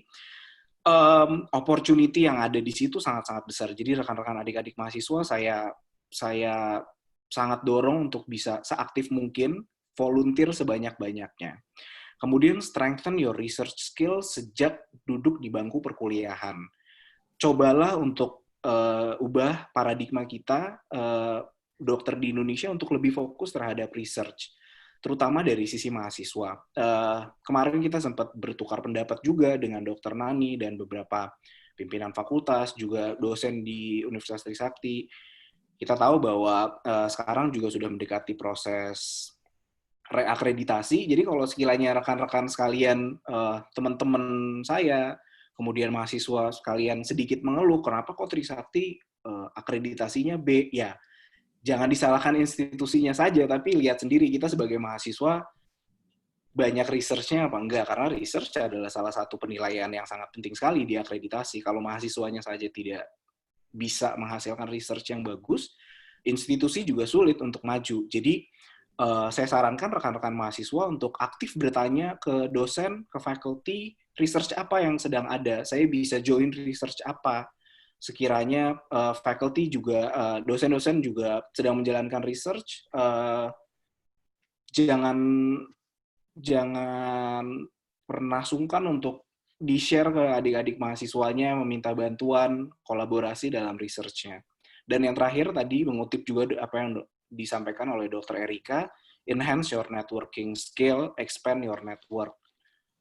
Reach out to as many people as you can. Itu sangat penting sekali, terutama untuk mendapatkan posisi doktoral, postdoc, dan magister. Kalau boleh sedikit sharing, dulu saya apply ke 4 uni berbeda di Amerika Serikat, di Columbia, Johns Hopkins, Boston, dan George Washington. Alhamdulillah keempat-empatnya dapat, tapi saya aim Johns Hopkins. Jadi kita mahasiswa Trisakti, lulusan swasta, kita sudah terbiasa tahan banting. Sometimes we think we have to struggle twice as hard as our fellows dari negeri, tapi itu yang membuat kita rekan-rekan Trisakti sangat tahan banting. Mengutip yang Dr. Erika tadi sampaikan juga, know what you want, where you want. Saya sudah aim bahwa saya ingin ke Johns Hopkins saat saya duduk di bangku semester 2, kalau boleh sedikit berbagi.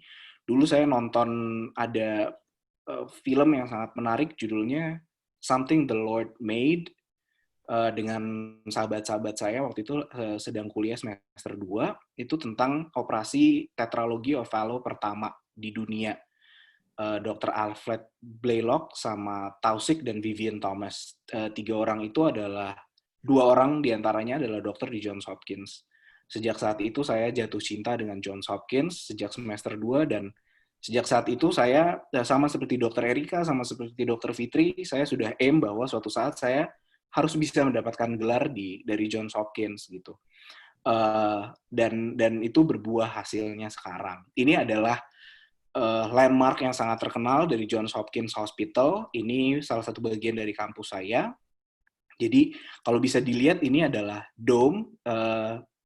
Salah satu cerita yang sangat menarik, mungkin rekan-rekan spesialis atau adik-adik koasisten atau adik-adik mahasiswa sering mendengar istilah rounds, kalau di Indonesia ronde, clinical rounds, grand rounds. Jadi istilah rounds pertama kali terakhir dari Johns Hopkins Hospital.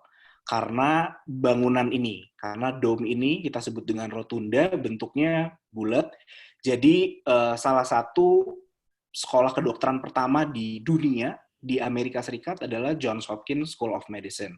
Waktu itu ada Dr. Halstead, Dr. Kelly, yang kemudian membuat perangkat instrumennya, klem hemostatik Halstead, forceps Kelly, mungkin rekan-rekan banyak yang familiar, itu dari Johns Hopkins, dan Dr. William Welch. Nah, jadi di bawah rotunda ini bentuknya membulat. Dulu ini semua bangsal rumah sakit. Jadi Dr. Welch biasa pagi-pagi membawa residennya dan rekan-rekan mahasiswa kedokterannya dari satu bangsal ke bangsal yang lain, berputar. Jadi sejak saat itu disebut clinical rounds karena pagi-pagi mereka mengitari ini, rotunda ini. Jadi hence the name clinical rounds or the grand rounds. Jadi terakhir dari Johns Hopkins Hospital. Saya sangat urge rekan-rekan sekalian untuk aim high bahwa kita dokter Indonesia, dokter dari Trisakti sangat bisa mencapai ini semua. Ini adalah kontak saya. Shoot me an email kalau butuh insider tip yang lebih spesifik tentang LPDP, tentang research, mungkin kita bisa berbagi pendapat, tukar pendapat. LinkedIn saya dan Instagram saya sekiranya lebih nyaman untuk kirim direct message. Gitu, sekian dari saya. Sekarang kita akan lanjutkan ke sesi Q&A.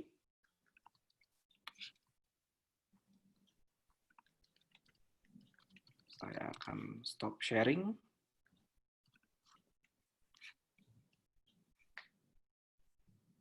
Oke. Pertanyaannya sudah cukup banyak. Dokter Nani, apa kita ada time constraint untuk Q&A? Kira-kira mau di berapa menit, Dok? Kita bebas aja deh, Dok. Tapi ya bebas terbatas gitu ya, nggak terlalu banyak ya, about half an hour. Oke, I think. Kemudian mungkin ada beberapa pertanyaan yang sudah dijawab atau ya, apakah mau diperjelas lagi mungkin dibacakan kembali, Dok? Takutnya nanti ada yang tidak aware terhadap chattingan kalau sudah terlalu banyak begitu. Oke, jadi kita akan mulai sesi Q&A. Terima kasih banyak Dokter Nani. Tadi sudah sempat ada pertanyaan ke Dokter Fitri, menanyakan apakah dokter umum harus mengikuti pendidikan spesialis umum selama 6 semester, dan apabila dokter umum diambil di luar Jerman, apakah harus mengikuti pendidikan tersebut? Dokter Fitri sudah menjawab bahwa pendidikan spesialis untuk dokter umum juga 5 tahun, serta keluarga juga boleh dibawa. Dokter Fitri mungkin bisa sedikit diperjelas lagi? Ya, kalau dokter umum mau kerja di Jerman yang sudah dokter umum di Indonesia, sebaiknya tetap harus karena harus dapat stelle juga. Jadi mungkin karena di Jerman nggak bisa buka praktek sendiri, jadi harus mengikuti praktek umum orang lain atau praktek yang sudah berdiri. Itu tetap nggak harus ikut spesialis lagi, tapi harus tetap ikut aprobasi. Jadi ujian aprobasinya tetap harus. Kemudian pertanyaan selanjutnya, mungkin bisa dijawab oleh Dokter Erika. Ini pertanyaannya ditujukan oleh Dokter Erika. Dok, bagaimana membagi waktu antara pendidikan, profesi, publikasi, dan keluarga juga? Mungkin gimana, Dok? Udah geleng-geleng nih Dokter Erika. Aduh, ini dari Dokter Dona ya. Dari Dokter Dona. Ya, pastinya Dokter Dona juga super sibuk. Saya lihat terus tuh kegiatannya di Facebook. Buat saya ya sampai sekarang itu misteri besar. gimana baginya? At least what I did was tiap hari saya bikin jurnal. Ini buku keramat. Jadi tiap hari saya catat apa sih hari ini tanggal sekian kegiatannya apa. A little bit old school, but you can do it also in your calendar. But for me to write and to make a mark, I did it. It's another things like very OCD things to do. And saya selalu berusaha, kan kalau di center saya kerjanya itu Senin sampai Jumat, Sabtu Minggu kita libur. Jadi saya kejar semua kerjaan tuh Senin sampai Jumat. Jadi nggak ada yang boleh tertinggal. Minggu itu saya bikin target Senin sampai Jumat. Mau publikasi kek, mau eksperimen kek, mau surgery, which is saya nggak bisa kontrol karena surgery-nya ikut prof. Nah, Sabtu Minggu itu waktu saya pribadi, me time bersama keluarga, atau saya review semua paper yang in review, jadi yang bukan bikin. Jadi mungkin lagi revisi, atau ada pertanyaan dari kolega lain, atau ada email. Jadi kalau bikin kotak-kotak, mungkin lebih bisa diatur.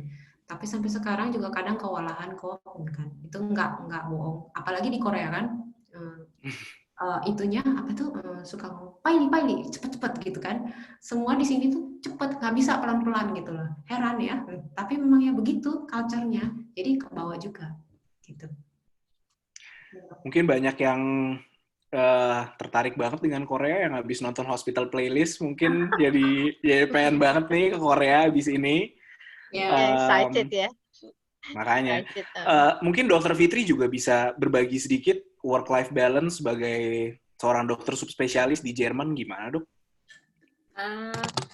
Sebenarnya nggak terlalu complicated Erika mungkin ya, karena sebagai fellow kita tetap di shift-dienst, jadi kalau shift pagi jam 3 udah selesai, jadi masih tetap ada waktu buat keluarga dan buat me time-nya lumayan gede, cuman karena kita kerjanya di blok, jadi kalau misalnya 1 minggu blok night shift, ya night shift, tapi setelah itu dan itu pagi-pagi sebelum kopi jangan say hello deh. Bisa langsung Untouchable. Tinggal bacok. Single bacok. Oke. Kemudian ada pertanyaan nih sedikit tentang COVID. Mungkin bisa kasih insight sedikit, sangat singkat dari Dokter Erika di Korea dan nanti Dokter Fitri bagaimana penanganan COVID, kondisi COVID di Korea Selatan dan di Jerman. Singkat dok. Dokter Erika silakan. Oh iya, kalau COVID di rumah sakit saya, Asan Medical Center, ini bukan rumah sakit rujukan COVID. Jadi kita ada satu rumah sakit di Seoul, tiap provinsi punya rumah sakit rujukan, memang ditunjuk oleh pemerintah. Tapi yang bisa saya rasakan sebagai nakes di Asan, itu kita sangat merasa diproteksi ya oleh rumah sakit. Karena di luar rumah sakit itu ada COVID screening test yang besar sekali. Dan itu untuk lewat screening itu begitu berat untuk semua karyawan dan semua pasien. Intinya semua orang yang masuk lewat pintu depan, pintu rumah sakit itu tidak boleh sampai tidak membawa kertas screening. Kertas screening harus negatif. Jadi yang strategi dari rumah sakit saya itu adalah karyawan itu aset. Karyawan itu aset. Jadi kita harus melindungi karyawan kita. Kalau kita nggak ada karyawan kita nggak bisa melakukan pelayanan. Jadi itu yang mungkin banyak pendapat yang lain dari yang saya rasakan, tapi paling tidak sebagai tenaga kesehatan di sini, ini salah satu hal yang cukup baik yang bisa saya share ke rekan-rekan sekalian. Oke, terima kasih banyak Dokter Erika. Dokter Fitri gimana dok? Insights tentang COVID di Jerman di rumah sakit? Kalau di Mannheim sendiri, karena kami rumah sakit yang cukup besar dan rujukan pulmonary disease dari Jerman, kami bahkan karena Mannheim kebetulan juga sudah perbatasan dengan Prancis, jadi kami bahkan harus mengambil pasien dari Prancis, harus nanganin pasien mereka. Dan karena saya dan beberapa rekan yang sudah fellow, mereka permohonannya dari bagian internal medicine itu cuma mereka bilang kalau kita perlu seseorang, kita memerlukan seseorang yang kenal dengan intensive medicine dan harus yakin bisa intubate. Makanya kita kadang harus rotasi di inner medicine untuk ngebantu mereka. Jadi untuk pasien anak sendiri sampai sekarang kita nggak punya pasien yang cukup berat. Tapi kalau untuk adult, kita memang ada beberapa maksimal intensif pasien kita yang terakhir adalah 12 dan 4 dari mereka memang harus dapat pulmonary ECMO karena emang jelek sekali kondisinya, tapi alhamdulillah hanya 1 yang meninggal dan itu bukan yang di ECMO, yang di ECMO survive semua. Tapi lucunya bukan lucunya ya, tragically-nya kita sangat mungkin jahat kali ya, screeningnya jahat, mungkin bisa dikira jahat karena dari awal, karena di Jerman kan prinsipnya dokter not arts atau dokter emergency itu datang ke pasien.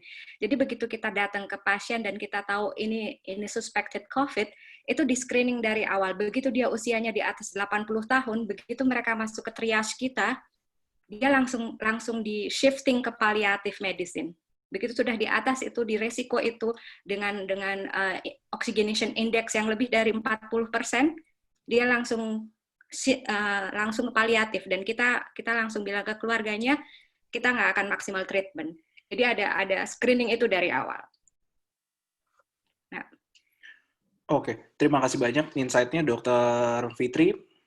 Kalau boleh saya sedikit berbagi, kalau saya di Johns Hopkins juga salah satu center research COVID, epicenter research COVID di dunia.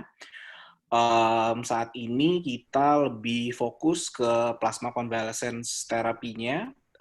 Kita tidak terlalu banyak menghandle masalah vaksinasi karena sudah banyak jadi rebutan pharma dan biasanya lebih banyak dari Europe untuk vaksinasi. Kita lebih fokus ke plasma convalescence, sudah cukup banyak yang sudah melewati. Seperti yang bisa dilihat semuanya dengan kepemimpinan di Amerika Serikat sekarang yang sangat-sangat volatile, tanpa delve terlalu banyak ke politiknya, tapi ya bisa dilihat sendiri bagaimana kepemimpinannya. Ada sesuatu yang salah sepertinya, jadi kalau urusan masker, urusan social distancing, saya rasa juga nggak terlalu jauh beda dengan kondisi di Indonesia. Banyak sekali berita-berita liar, masalah konspirasi teori, dan lain sebagainya yang jelas-jelas against medical advice, against scientific advice. Saya sering bercanda sama teman-teman saya sering bercanda sama prof-prof di sini. Saya sering cerita bagaimana kondisi di Indonesia, bagaimana konspirasi teori di Indonesia. Kalau mau dibilang, sebetulnya kacung WHO bukan IDI, saya sebetulnya kacung WHO yang ngerjain proyek-proyeknya WHO. Joke yang agak kasar, tapi nggak apa-apa deh ya. Selanjutnya pertanyaan akan kita lanjutkan. Ini ada pertanyaan yang cukup menarik, Dr. Erika, mungkin kemudian bisa ditanya juga, bisa dilanjutkan dijawab juga oleh Dr. Fitri. Setelah mengikuti fellowship di luar negeri, contohnya mungkin spesifik di Korea Selatan dan Jerman, ketika kembali ke Indonesia, apakah perlu mengikuti program penyetaraan dari kolegium di Indonesia, dok? Dr. Fitri dulu mungkin bisa menjawab. Sekiranya nanti akan berencana. Saya nggak bisa jawab karena saya nggak ada rencana pulang ke Indonesia, jadi saya kurang tahu. Oke. Maaf. Kalau Dr. Erika gimana, dok? Oh ya, kalau yang ini saya bisa jawab.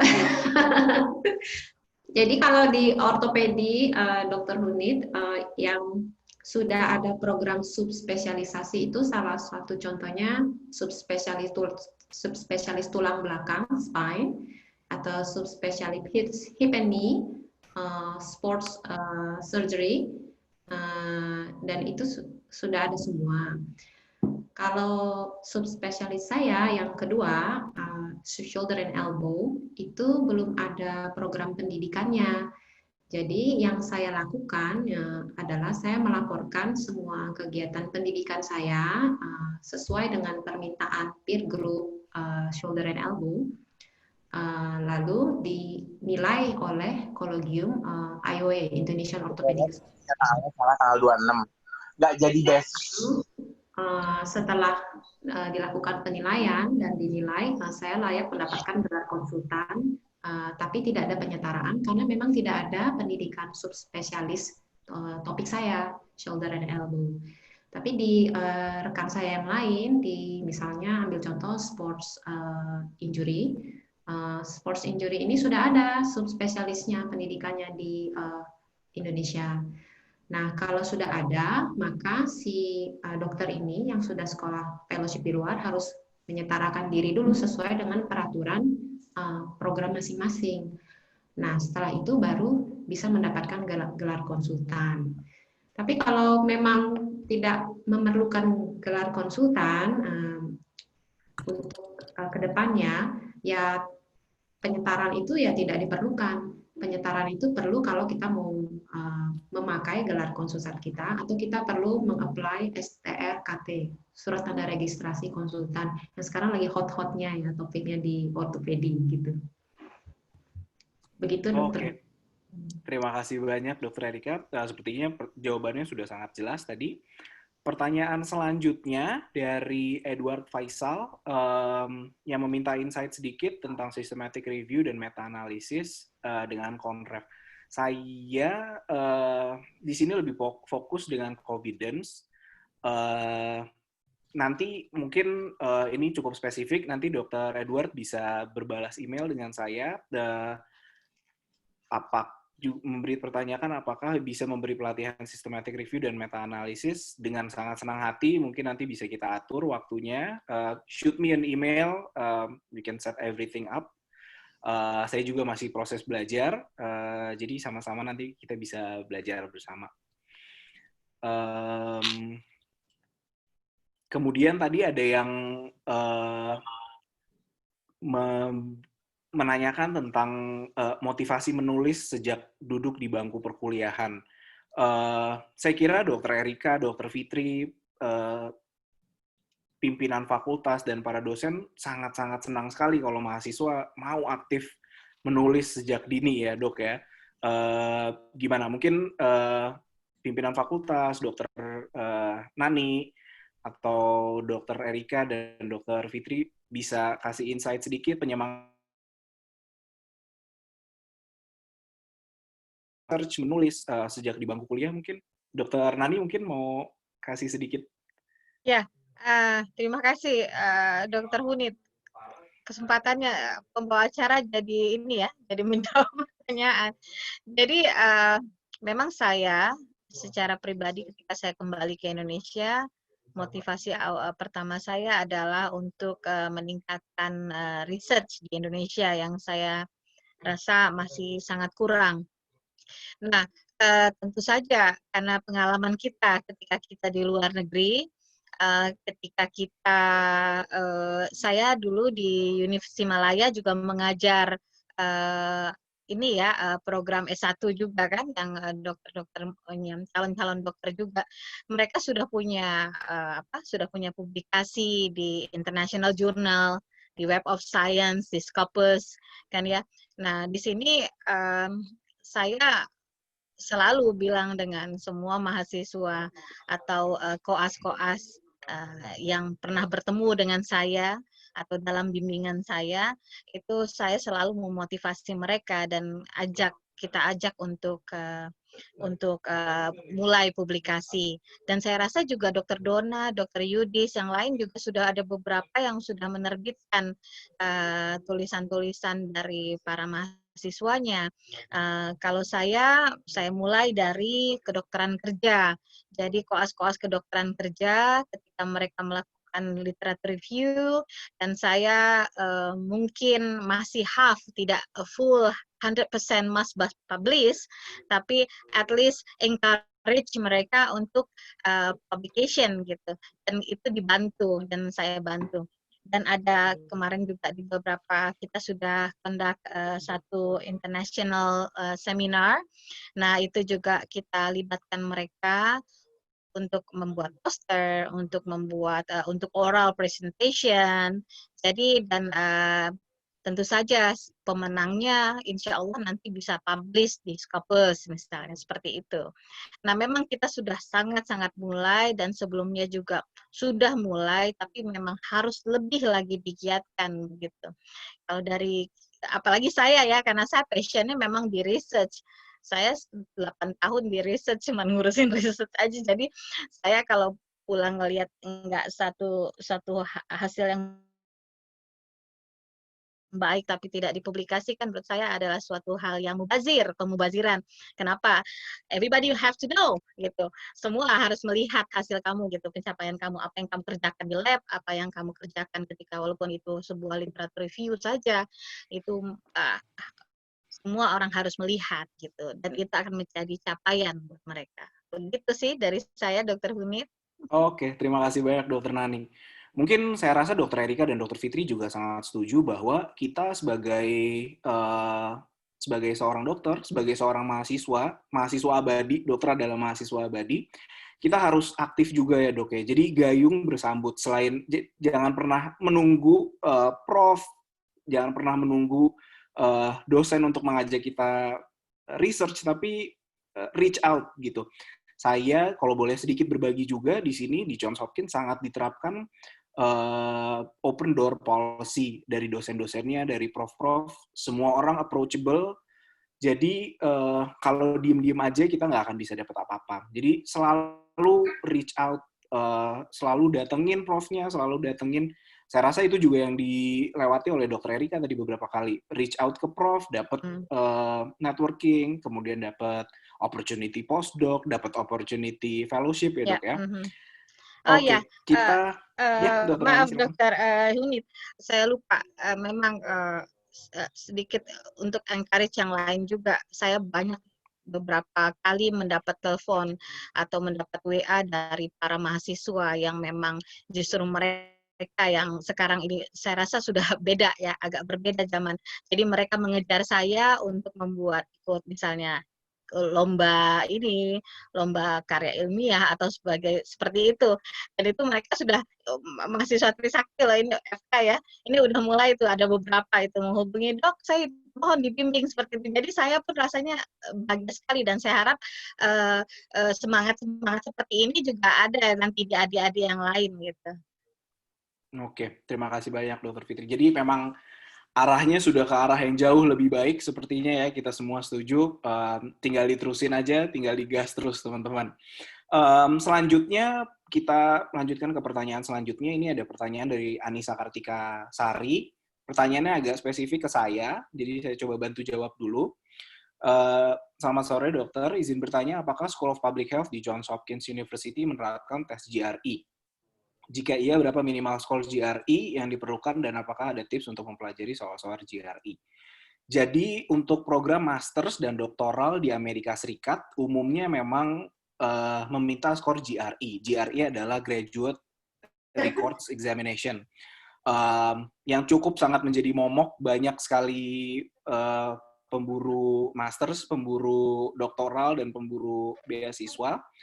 Makanya beasiswa LPDP kalau dilihat persentasenya hampir 60-70% itu ke Eropa, ke UK, karena memang umumnya tidak memerlukan skor tes dari GRE.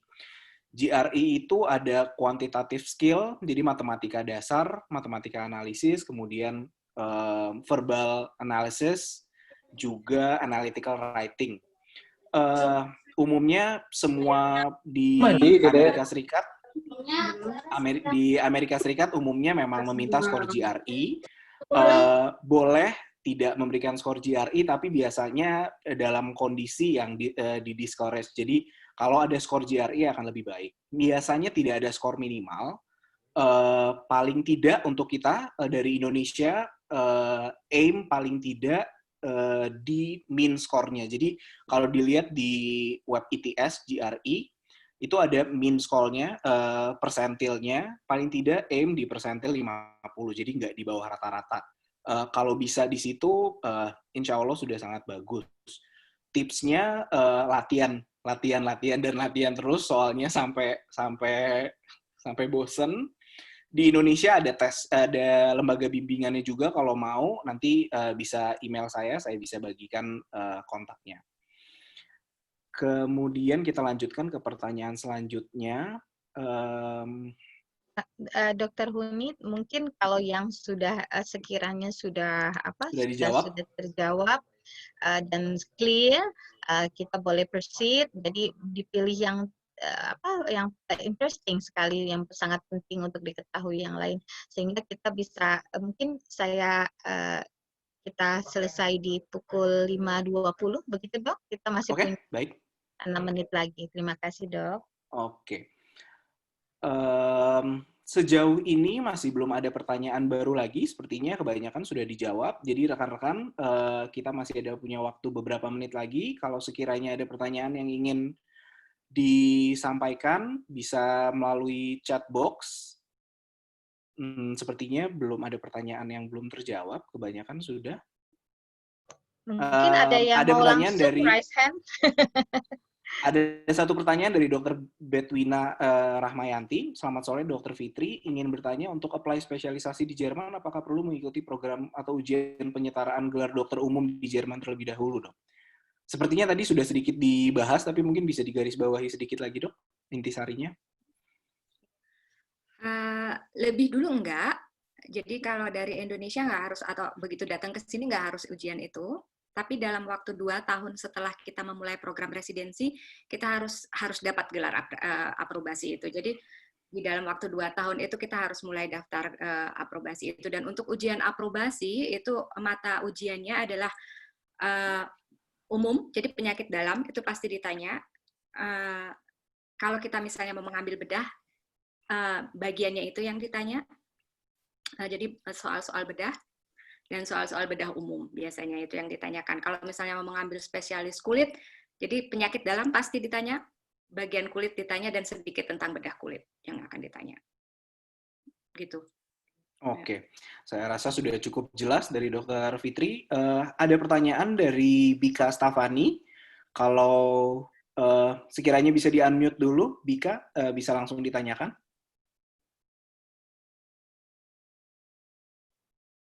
Oke, masih belum ada respon. Dari Bika dari FKULM, izin bertanya, tapi belum ada pertanyaannya nih, sepertinya. Mungkin sambil menunggu sedikit pertanyaan dari Bika, saya ingin coba melontarkan pertanyaan.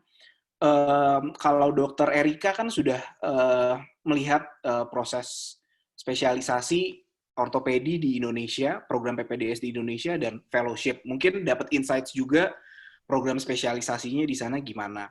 Mungkin bisa beri insight sedikit atmosfer program spesialisasi di sana gimana, Dok? Kalau dibandingin, saya rasa saya juga belum sempat mengenyam pendidikan spesialisasi nih. Rencananya habis ini baru pulang dan mau lanjut spesialisasi.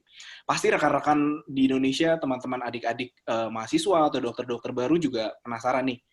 Perbedaannya kan kelihatannya kayaknya serem banget nih, PPDS capek setengah mati, momoknya seperti itu.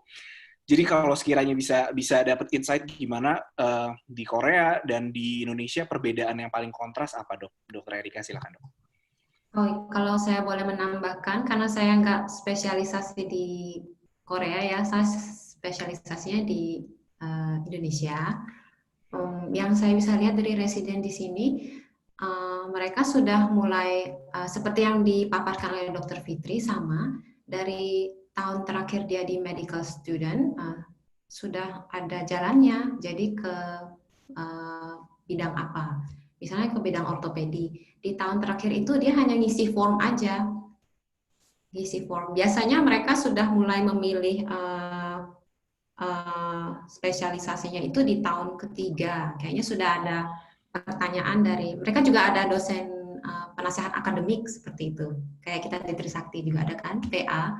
Jadi PA itu nanya, ini mau kemana nih kamu masa depannya. Lalu misalnya kayak ortopedi di sini itu ortopedi hanya 4 tahun. Kalau di Indonesia ortopedi 5 tahun, misalnya di Singapura ortopedi 6 tahun, di Vietnam 3 tahun, bla bla bla, lain-lain semuanya. Susah nggak ya? Sama nggak kayak di Indonesia? Saya kira mirip program spesialisasinya, cuma di Korea ini seperti yang tadi dipaparkan oleh Dr. Fitri, dia bukan university based, dia hospital based. Jadi lebih ke arah cari kerja. Nah, nanti kalau dapat kerja, otomatis dia juga digaji tanpa mengurangi rasa hormat. Kita juga sekarang digaji di Indonesia PPDS-nya. Lalu yang sedikit berbeda dari pandangan saya, di Indonesia itu fellowship itu belum terlalu hot topic banget, orang belum terlalu merasa mandatory harus fellowship atau subspesialisasi. Tapi kalau di Korea, terutama di provinsi Seoul, di kota Seoul, itu belum pernah saya ketemu satu pun residen yang tidak mengambil program fellowship setelah itu. Karena sistem mereka memaksakan, sedikit tanda kutip, mereka harus fellowship, harus subspesialisasi. Kenapa? Karena dalam 500 meter ke depan udah dia tuh ada ortoped lain. Jadi kalau general ortoped mungkin agak susah mau bersaing di kota besar, misalnya contoh di Seoul. Kalau di perifer, misalnya di provinsi Gyeonggi-do atau di tempat lain, itu masih banyak alokasi kerja untuk general ortoped. Tapi kalau di kota besar rata-rata sudah fellowship semua, Dok. Begitu. Oke. Baik, terima kasih banyak Dr. Erika. Jawabannya, insight-nya terima kasih sekali. Saya rasa kita sudah di penghujung waktu untuk Q&A. Jadi ada pertanyaan terakhir dari Alhan Rao. Untuk Dr. Unet, saya rencananya mengambil spesialisasi bedah toraks, kardiak, dan vaskuler. Jadi mohon doanya dari rekan-rekan sekalian. Semoga dilancarkan. Amin, kami doakan. Insya Allah lancar. Dari saya sebagai moderator mengucapkan terima kasih banyak atas kesempatannya kepada pimpinan fakultas, kepada para panitia atas waktunya, kedua narasumber, wanita-wanita tangguh. Terima kasih banyak sudah mengharumkan nama Indonesia, terima kasih banyak sudah mengharumkan alma mater kita Trisakti di kancah internasional. Saya akan mengembalikan waktu dan acara kepada Dr. Nani sebagai pembawa acara. Terima kasih banyak semuanya.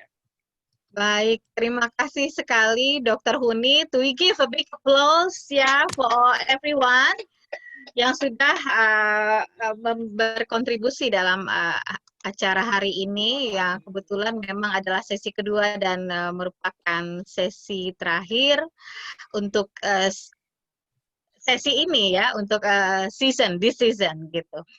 Tapi kita tidak menutup kemungkinan nanti akan mengadakan lagi webinar-webinar yang lain yang tak kalah menariknya. Terima kasih sekali lagi saya ucapkan untuk para narasumber, two strong women. Kemudian Dr. Huni, special thanks for you. Oke, and tibalah kita pada acara yang tak kalah menarik ya, pembagian door prize. Dr. Rani, are you there? Dr. Rani, apakah Dr. Rani ada untuk ini door prize-nya bagaimana? Oh, sepertinya oke. Sepertinya saya harus men-skip, tapi jangan khawatir para peserta, door prize akan kita hubungi, pemenang door prize akan kita hubungi lewat lewat email. Kemudian tentu saja ini sudah di screen capture oleh para admin kami yang bertugas. Kemudian nanti akan memilih 5 pemenang untuk hadiah door prize. Dr. Rani mungkin sudah ada, Dr. Rani? Dr. Rani? Dr. Rani ada nggak? Sepertinya Dr. Rani tidak ada, karena seperti janji saya, tenang saja, nanti panitia akan menghubungi untuk 5 pemenang door prize, akan dihubungi lewat email, tentu saja bagi yang sudah beregistrasi ya. Oke, baik. Untuk menutup acara, mungkin Pak Dekan, apakah Pak Dekan masih ada? Atau sedang bertugas? Atau yang mewakili? Halo? Pak Dekan? Aduh, saya harus nembak yang lain. Pak Dekan mungkin ini, maklumlah kalau para dokter. Pak Dekan ada? Tidak ada, Dok. Oh, tidak ada. Oke, baik. Kalau begitu, saya yang menutup. Baik, oke, sebentar. Oke, wait, sebentar. Ya, baik. Oh iya, Dokter Pur, Dokter Pur, mohon kata penutupnya, Dokter Pur. Terima kasih ya, Dokter Pur. Silakan, Dokter Pur. Oke. Saya mewakili Pak Dekan dan juga para pimpinan dan juga para dosen di Trisakti, sangat bangga buat para alumni-alumni yang sudah berkiprah sampai ke mancanegara ya, walaupun cuma di Indonesia juga banyak, tapi jangan di mancanegara juga banyak, dan ini membuktikan bahwa Trisakti bisa gitu ya diperhatikan dan juga di mancanegara dihargai. Ini banyak nih, Dr. Erika itu murid pertama saya, waktu saya masuk pertama kali menjadi dosen itu Dr. Erika zamannya membimbing Dr. Erika dan teman-temannya tahun 2001. Dan kami sangat bangga dengan kiprahnya. Tetaplah menjadi orang yang humble, dimanapun Anda berada, tetap membawa nama baik Trisakti. Dan juga buat adik-adik mahasiswa yang saat ini juga menjadi peserta pada diskusi webinar kita ini, Semoga Anda-Anda juga bisa terinspirasi dengan apa yang sudah disampaikan oleh kakak-kakaknya, dan juga kita terus maju sehingga Trisakti menjadi lebih berkibar lagi di Indonesia dan di mancanegara. Saya kira itu saja, Dr. Nani. Baik, terima Kita kasih tutup. Dokter. Mudah-mudahan nanti ke depannya alumni-alumni semua makin solid ya, Dr. Nani, bisa berkumpul, bisa melakukan penelitian bareng dan juga memberikan manfaat. Gitu. Ya, kita bikin joint research ya. Ya, betul. Oke, baik, terima kasih sekali Dr. Purnamawati yang ternyata masih bergabung sampai selesai acara ini. Dengan berakhirnya acara webinar alumni sesi 2 ini, saya mewakili panitia dan segenap sivitas akademika Fakultas Kedokteran Universitas Trisakti mengucapkan terima kasih dan mohon maaf apabila masih ada kekurangan dalam pelaksanaan acara ini. Saya akhiri, wabillahi taufik wal hidayah. Wassalamualaikum warahmatullahi wabarakatuh. Selamat sore dan selamat siang buat Dr. Fitri. Terima kasih. Ya, izin live. Terima kasih semuanya. Terima kasih semua. Salam sehat ya. Izin live. Terima kasih.